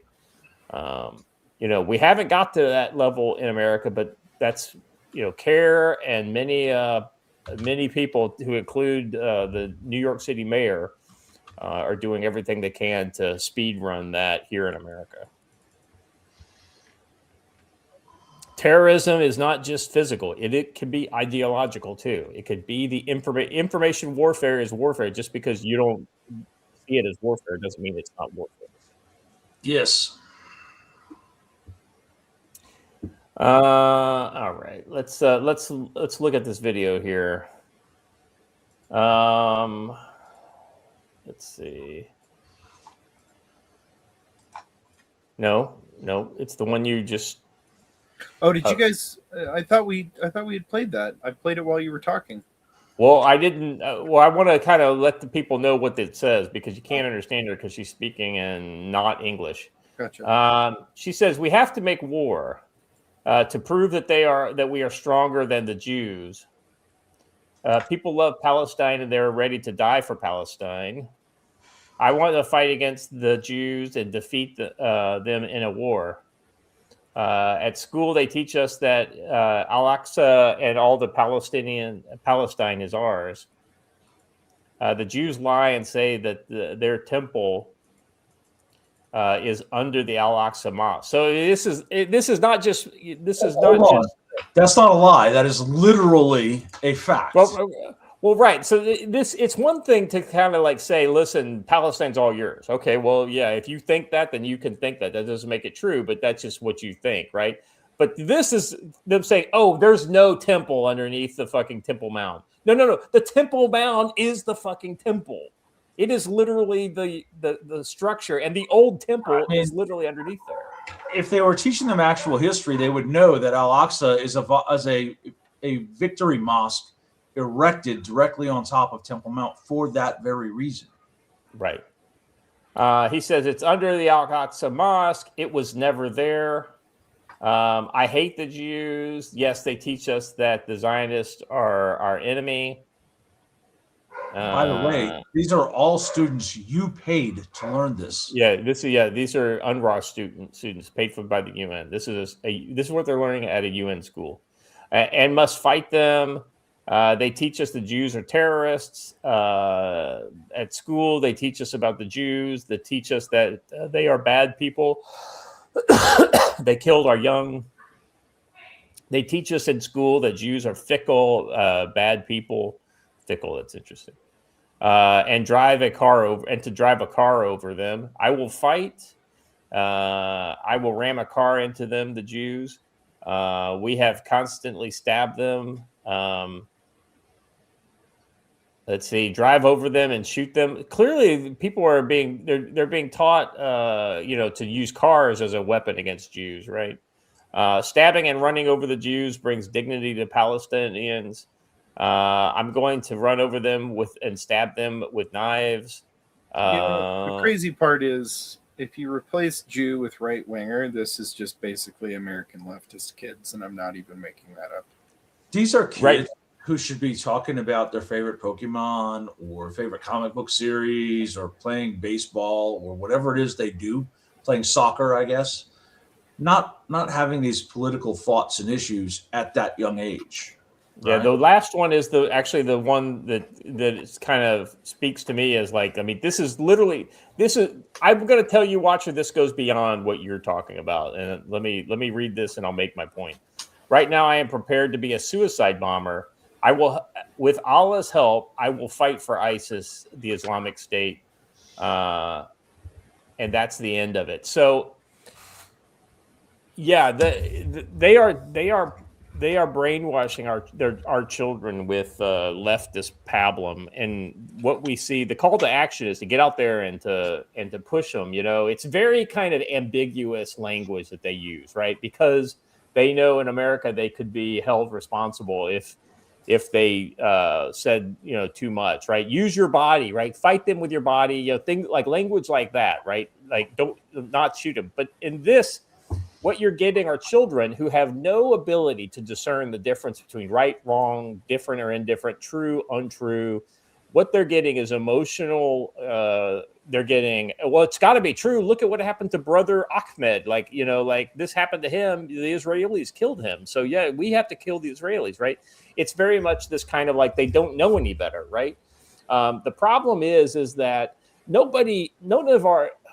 very few of our regular children are raised at a young age in the home to believe these things, right? These kids are getting it 360, right? It's one of those kind of things. How many people have said, yeah, they were totally normal, nice kids, until I sent them off to college. And then after their, 2 years in college, they were a fucking purple-haired trans leftist ready to, completely fall on their sword for this thing, right? So it's right-wing kids. I'm talking about the children of these left-wingers that they have plastered all over. But do you understand? Kind of shit.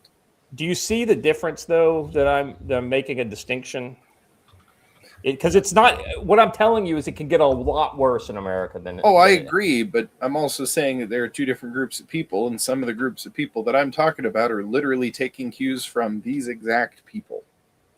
I don't disagree. There is a very small minority probably of leftists that are actually doing complete calls to action. But the thing that you hear from these children that I don't hear in the leftist children that I'm seeing in the streets, is like, I'm going to kill them. I'm going to run them over. I'm going to stab them. Then you need to stop. No, stop on this one. Then you need to stop, because it's happening massively and it's happening everywhere. Basically, every one of these anti-ICE protests. Please send me the link so I can see it with my own eyes. I'm just saying, I've been looking at this stuff. I mean, I would shoot them if I had a gun, which was yesterday's.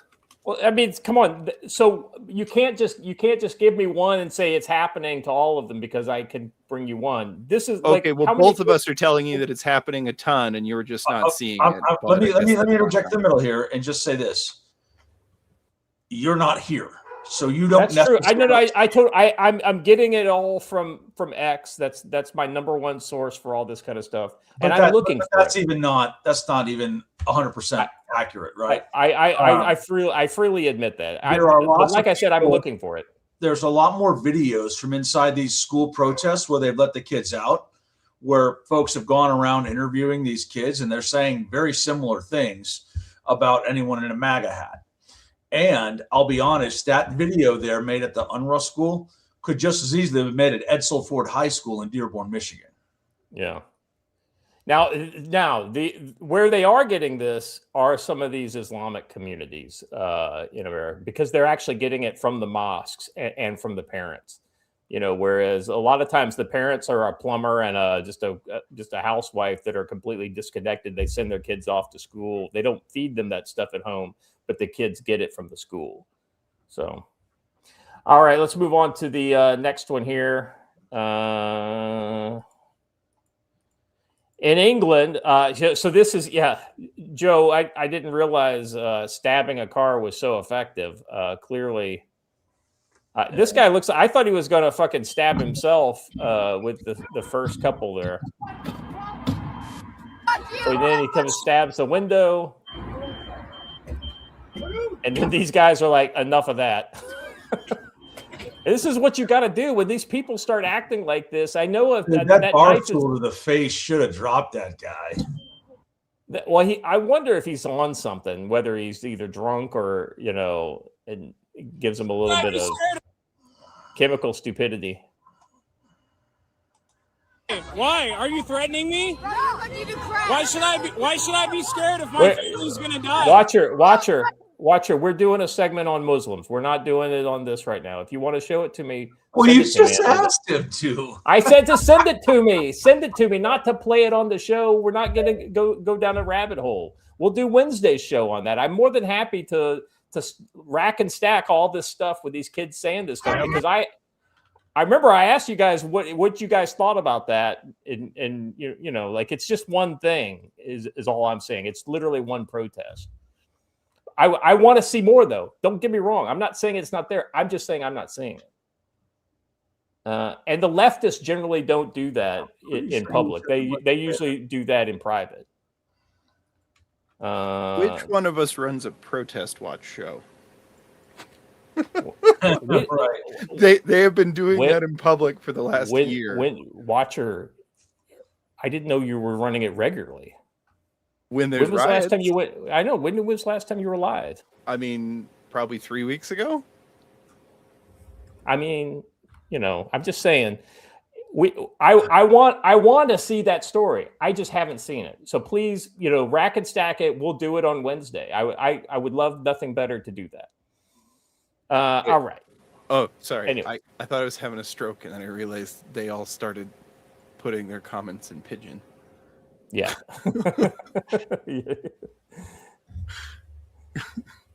We get along. I just want to see it. If I don't see it, I don't see it. I mean, come on, guys.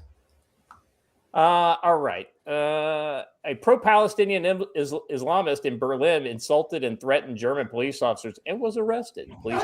German police are not playing around. So this guy, I guess, is in the airport or something like that with his family. So this is not like at a protest or something like this, but he gets accosted and he flips out on these people. All right. They're like, enough of this. You're done. I tell you, Joe, there's some big boys in the German Polizei. Well, I don't know how we can say it's not a protest when they're all in riot gear. No. I guess, like I said, I saw this. I've got this. Evidently, he was with his wife and his family at an airport, and they basically asked him for something, and he refused the request, and then he got irate, and just more cops showed up. And yeah, I think there's got to be something going on behind them, more of a protest, because they all keep looking back. Interesting. I That's can't good, though. imagine It's they good lug to see those. more of them actually getting arrested because 9 times out of 10 they don't. So, Yeah. I can't imagine they lug those helmets around with them on a regular basis either. yeah, I'm pretty certain they do not. So They look like they weigh a good 10 pounds each. Oh, speaking of guys getting bagged and tagged. Yeah, this next one's pretty good. I enjoy seeing the German police being very physical with these people. Palestinians tried to disrupt the Iranian patriots in Munich. There was a huge march, like I guess it was like 100,000 people, like I don't know, 75,000 people, something like this, a pretty good amount. Palestinians tried to disrupt the Iranian patriots in Munich. German police taught them a lesson. Kudos to the German police. I like the old over the nose cold he's doing there, Joe. What's up with that? yeah, it's not smart in America. They won't let you do that. But I Right over his face. there's a pretty solid pressure point right under the nose. Yeah. That works pretty well. So, hey, you know where you can learn that? You can learn that at Tactical Wisdom Combatives Weekend class. Hey, look at that. I won't laugh. Some of the responses on this video are pretty funny. Like, you don't have to show them, but it's funny. I'll see you guys like, wait a minute, man. I thought you guys were with us against the Jews. What? No. All right. Let's see. We got next up at Free Palestine. Yeah. So once again, another Free Palestine protest. This one is, I think this is in Paris, or no, Germany.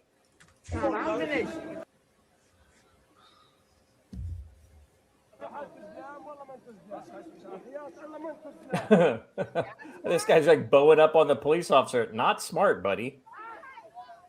Are we still doing the high reflective down puffy jacket? I thought that look was out. Well, I mean, it's Germany, Watcher. Anything reflective and black is always,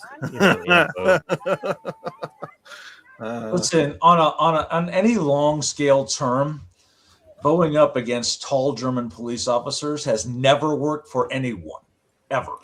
I will spy say a clue. Hold on. I spy a clue. This guy is either blind or pretending he's blind. He's pretending he's blind. I mentioned that too. Yeah. Okay. But he knew right where to walk up to the cop at. Right?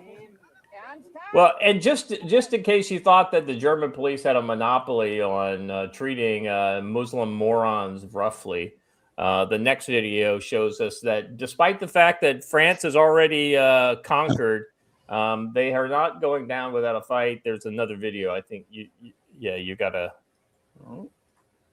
Yeah, police in Paris fuck up Hamas supporters. Good job. All right. Yeah, Oh, I mean, yeah, we've seen this somewhere. I know that baton work looks familiar. I'd know it anywhere. well, it's you've got all those yellow vests that were getting wailed upon by the Paris Polizei, so maybe.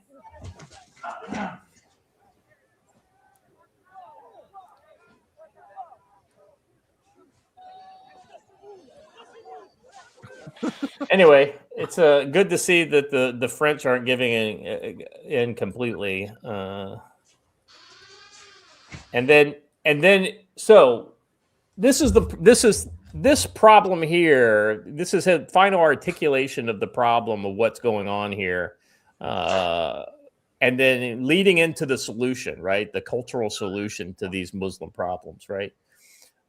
This guy here says, this is Kosher Cockney, says, I can't stop laughing. The Islamic government official. We went to Japan. We had a budget of several $1 million to convert the entire country to Shia Islam.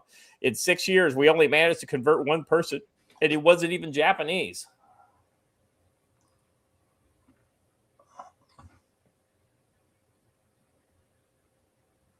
In 6 years, we only converted one person. We later found out he wasn't even Japanese. He was a foreign worker. Shame. Indonesian, if I remember that story correctly. I would think Japan would be the last place I would attempt that.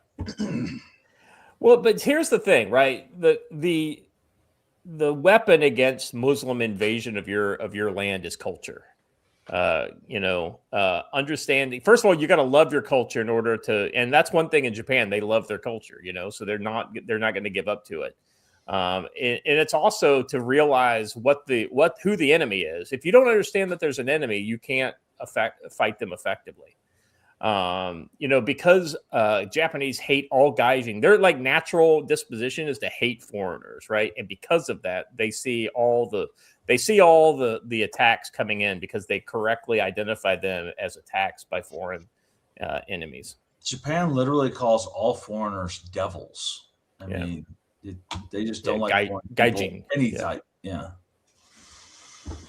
So this next one here is it helps to identify the problem. This is an Iranian man warns that Sharia law starts with unity between the left and the Islamists. Pay attention to what he's saying. The same alliance between the left and Islam is happening in the West that happened in Iran decades ago. I'm a refugee from Iran. I've been to prison. I've been under Islamic law, and I know how it starts and I know how it ends.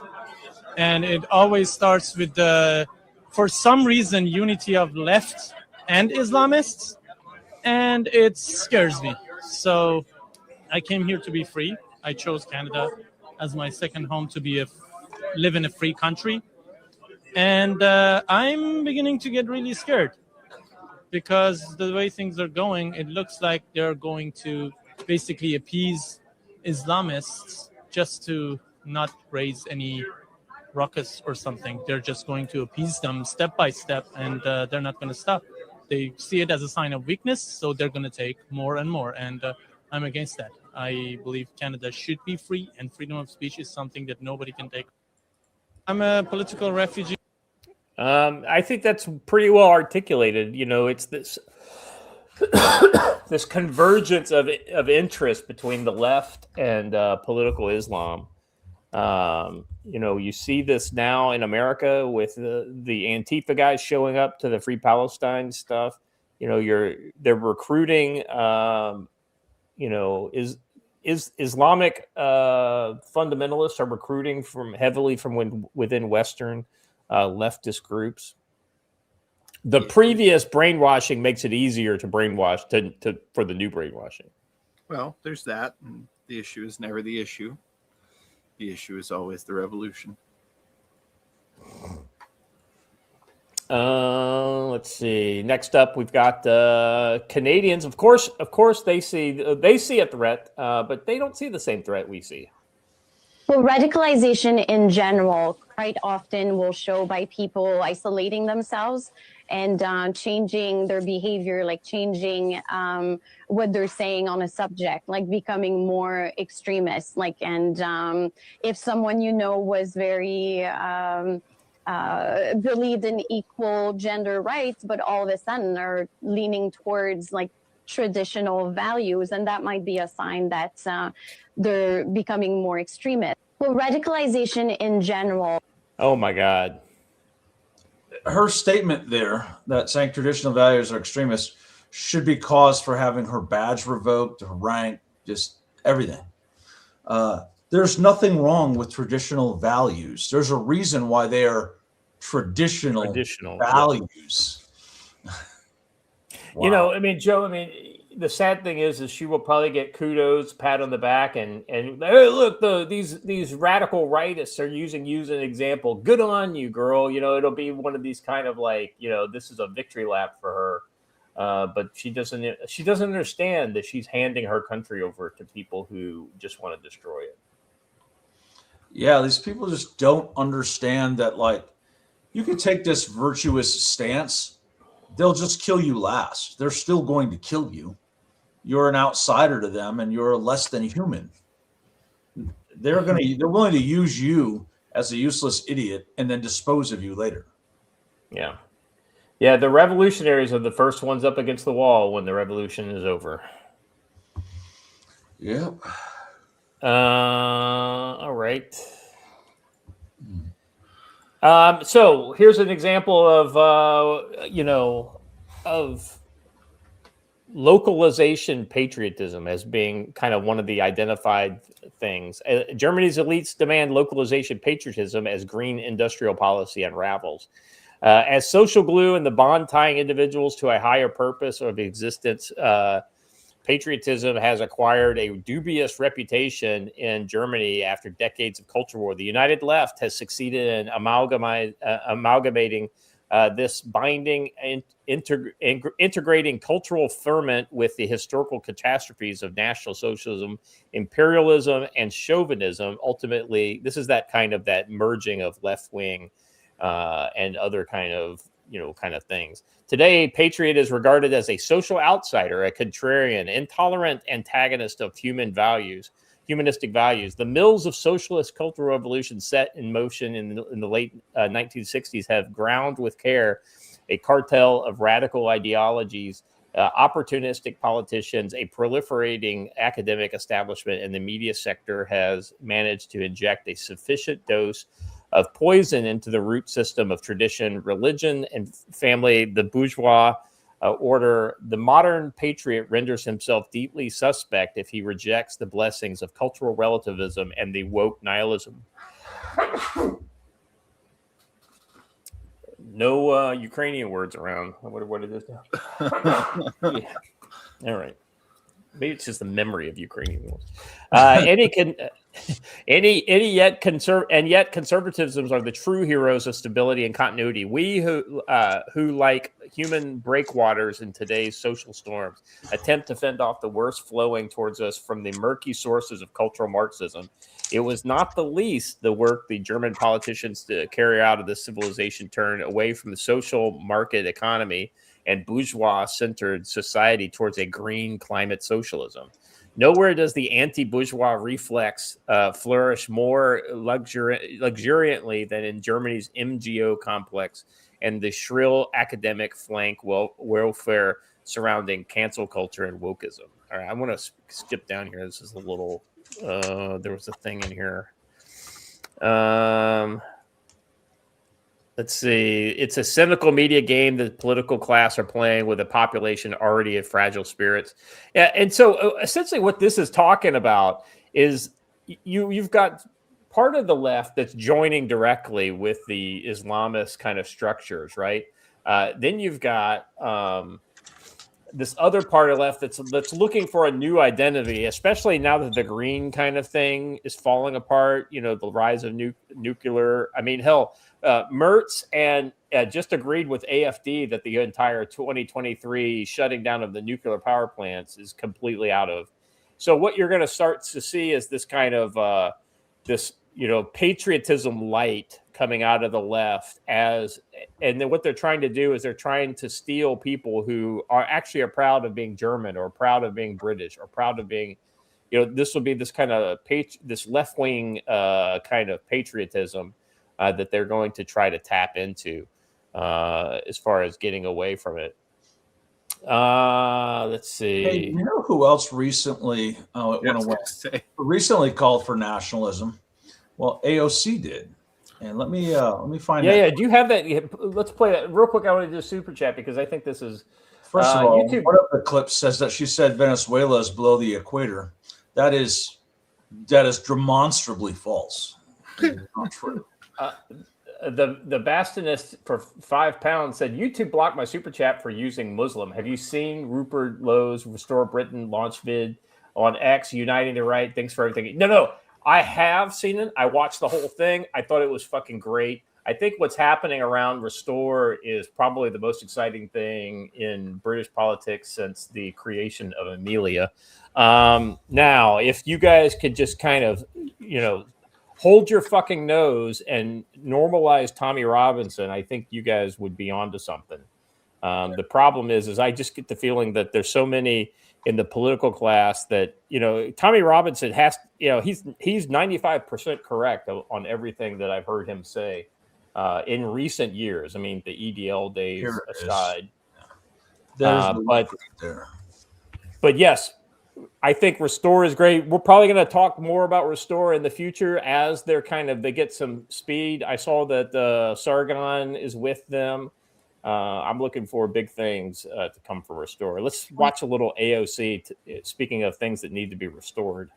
There's a very big difference between whiteness and national, like your actual culture, right? Whiteness is an imaginary thing. Being German is real. Being Italian is real. Being English. These are rich cultural heritages that are based on values, and they so Anglo-Saxon is real. Much a part of what make our cultures and our societies what they are. So, in other words, the woman who's been railing against nationalism is a nationalist. Crazy. Yeah. Next, she'll say National Socialism is a great idea. It's part of this turn that the whole party's doing right now. Like the Hillary thing and the Obama thing over the last 2 days, coming out and saying that their immigration policy's been a mistake. I don't know exactly what's going on, but the radical wing seems to be trying to pull a Virginia. Here's my question. Why is Hillary representing us at the Munich Security Conference? Why is AOC at the Munich Security Conference? It's a great question. I literally saw the answer to this, right? If I can find it real quick, I'll play it because it's Anthony Scalia. So any opportunity to listen to Anthony Scalia, there it is. I found it. It was pretty easy. Here, let's just share my screen. It's easier. So she's basically saying, "Oh, whiteness isn't a thing, but these cultures are real, right?" And then Anthony Scalia, of course, has the correct answer to her. Did we not share on Twitter? I'm sorry. We did. What's that? Yeah, we did. Yeah, that's where I found it. No, our story. Oh, I don't think so. Our show. I didn't. Yeah, I just realized that I didn't. I went to reshare. Oh, well. Anyway. All right. Anthony Scalia is always worth hearing. Here we go. Always. He has the answer to what she was just saying.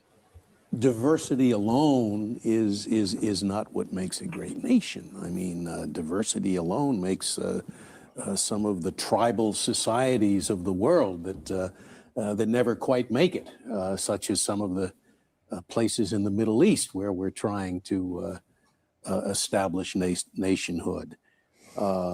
As I said earlier, it's part of our tradition that everybody can be an American.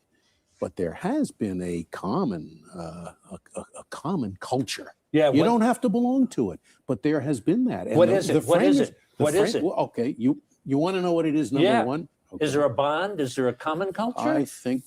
Let me tell you a story. You shut up so I can tell it and answer it. I used to get really annoyed when the French-Swiss professors I had would refer constantly to les pays anglo-saxons, the Anglo-Saxon countries, meaning England, the United States, Australia, New Zealand, Canada. I said, hey, my name is Scalia, and I'm as American as anybody. Look at this face. Is this an Anglo-Saxon face? I had never been in England, but at the end of my year, I went to England, and I felt at home. There is no doubt that American culture, American common culture, which nobody has to belong to, originates with English culture. And that includes Shakespeare, it includes nursery rhymes that we all know and that we use as examples. That's our common culture. And I think the framers recognized that. Diversity's fine, but diversity does not make a nation. Yeah, and so I think you could broaden that to say Western culture. Yeah, absolutely. Yeah, but the point is, it is a shared culture that is uniquely American, because we have parts to our American culture that are separate from English. But I think Anglo-Saxon is the foundational culture. But yeah, I mean, we all know tales of folk stories from everywhere in Western culture. Yeah. The Little Mermaid is a Dutch folk tale, right? Yeah. Cinderella was a German one. I mean, they're all for various. It's a shared culture of Western society, right? Which we have to understand that. Yeah. Yeah, Blaine is exactly right though. When it comes to people like AOC, she's too stupid to know what the fuck she's talking about, and it's like all I got to do is say something, and I'm gonna make a clip, and they'll make me look good. That one clip she did, no one even knows what she said, not even her.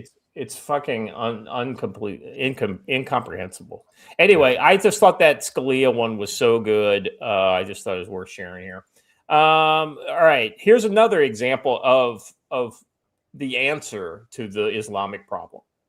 日本国憲法第7条により衆議院を解散する All right, push pause real quick here. Basically, what they're doing is Japan has passed new laws to completely crack down on Islam. Halal slaughter, calls to prayer, public praying, large mosques have all been banned. I love the bonsai thing that they do here in a second. Japan has seen what Islam has done to the West. It has said no before it gets too late.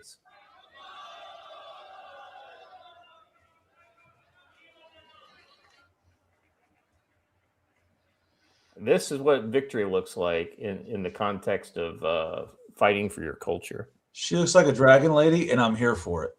So I know, right? She's tough. I mean, she was a cutie when she was younger. And then here's another example of traditional kind of, I wouldn't call it like what traditional Western culture for sure. This is more indigenous cultures standing up against Islam. And it's kind of good to see as well. I mean, I think I've said it before, and we may have even shared this clip before, but I don't know about it if we've seen this one. But we've definitely talked about the Maoris.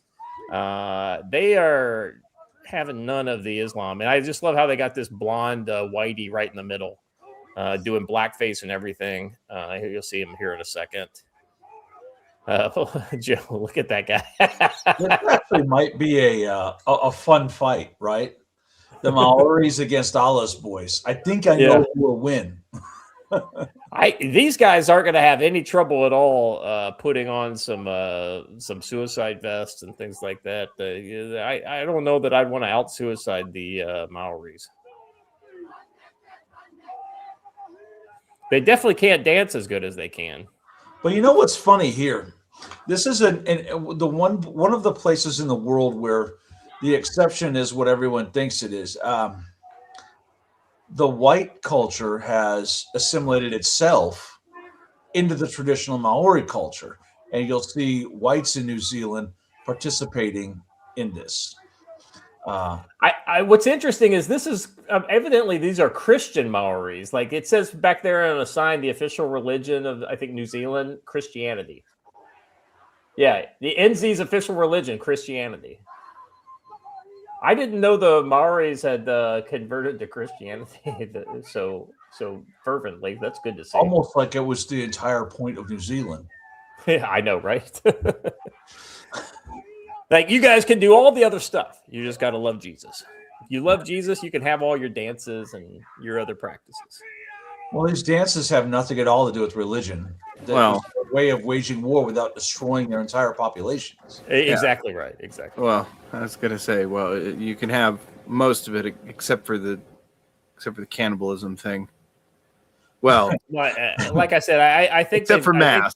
Aaron Anonymous says the Maoris have probably eaten some Arab merchants at some point. This there is you go. Also true. They're like, we don't like the way you taste. Evidently, there's Island has taught me anything. It's that Pacific Islanders will eat you. There's another whole section to this. Evidently, they tear a flag, the Hindu flag up as well. Maori's based. What? I'm telling you. Look, I'm here. Hold on a second. Look at the private chat.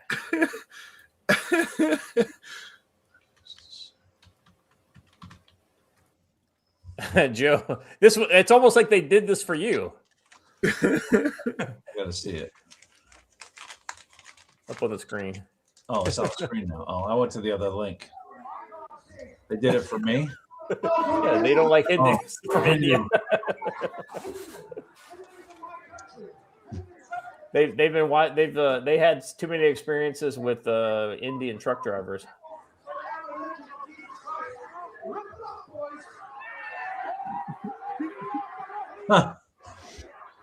These guys are really enjoying their day. I know, right? I mean, you can't fault them for it. No. So anyway, that is what people standing up for their culture look like. May not be our culture, but it's definitely them rejecting what's going on with Islam. It's not Islamophobia; it's just being proud of their own people, their own culture, and it's ultimately a live and let live kind of thing. You let me live, I'll let you live. But if you try to change the way I live, or change where I live, or change anything, take the birthright of my children away from me, then we're going to have problems. Durna nails it. You can steal Uga and Jesus. I mean, who knew? Who knew?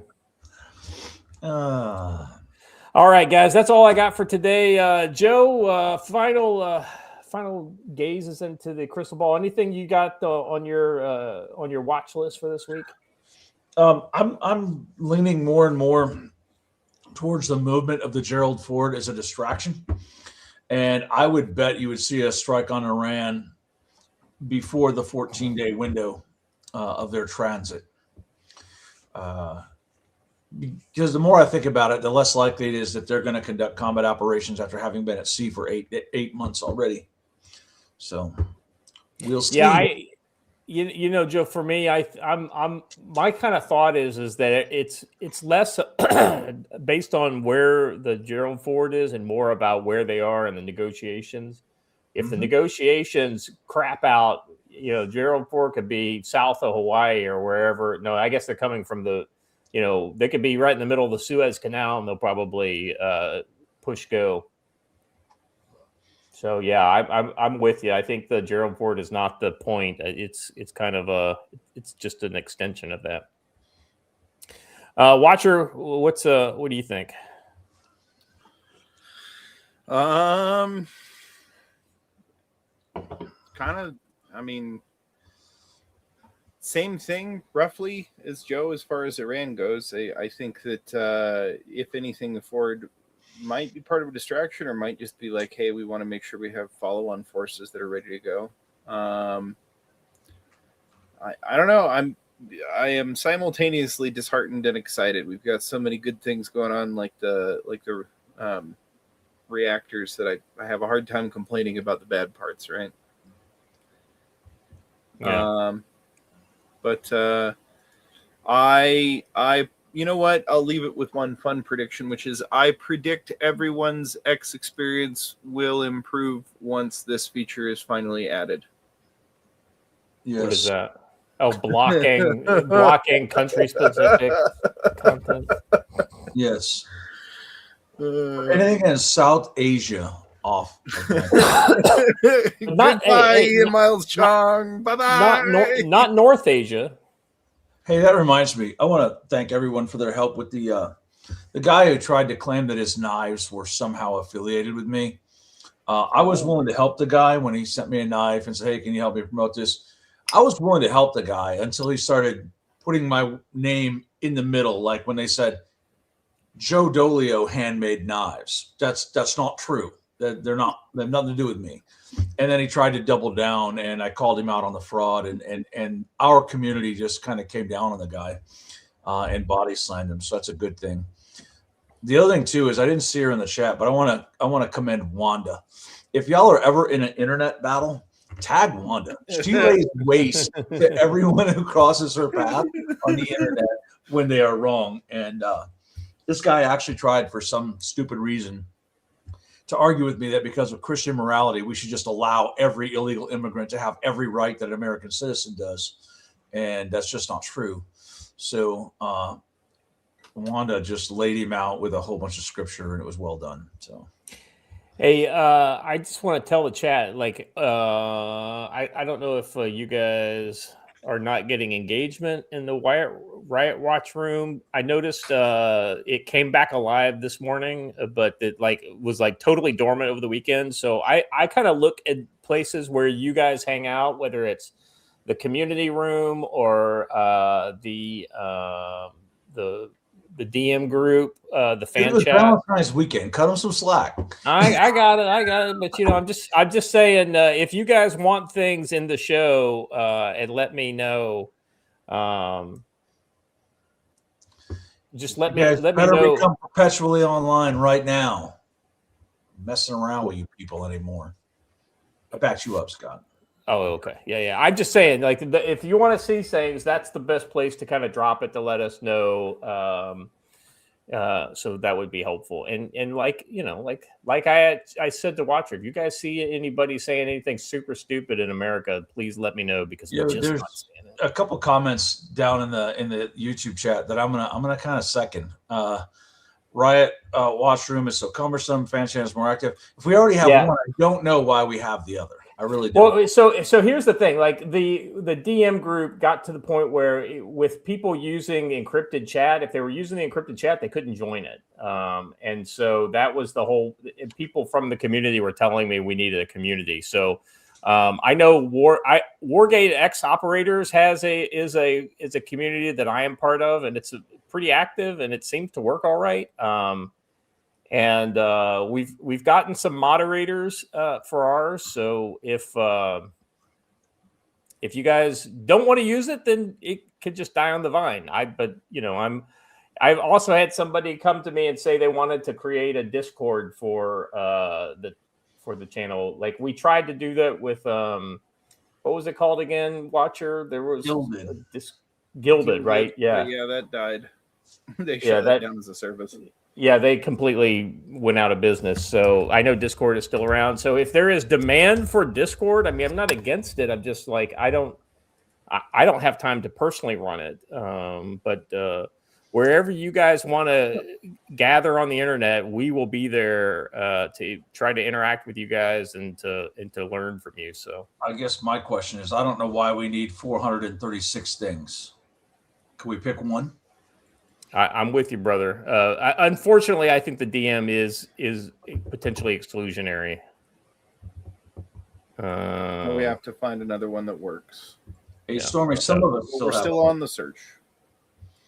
So yeah, we had locals. Yeah, I honestly still have the locals. I just haven't done anything with it, and I'm probably not going. Why to do we anything want with to it. add another thing? And well, but I'm looking for a place that our fans can get together and just interact with each other. I will say also that the Riot Watch thing, that's fan run. We're not running that. That's just somebody that decided they wanted to see if they could set one up. Yeah, Discord is enemy. Yeah, I am on. I have Discord, but I was using it for other purposes because other people used it, and when I stopped needing to communicate with those people, I took it off my computer. So. All right, Watcher, what about you? Oh, you already did yours. For me, I'll be honest with you. I think we will get no notice before bombs start dropping in Iran. I think it will be lulled into complacency, and then Iran is going to do something stupid in the negotiations. The negotiations will end with little fanfare, and the next thing you'll know, bombs will start dropping. I think that will be the order of events with Iran, and I don't know when it will start. So I think they would love to have more assets in place than less, but they'll go when they need to. All right, guys, that's all I got. Thank you for being here. We will be back on Wednesday, same time, same channel, same place.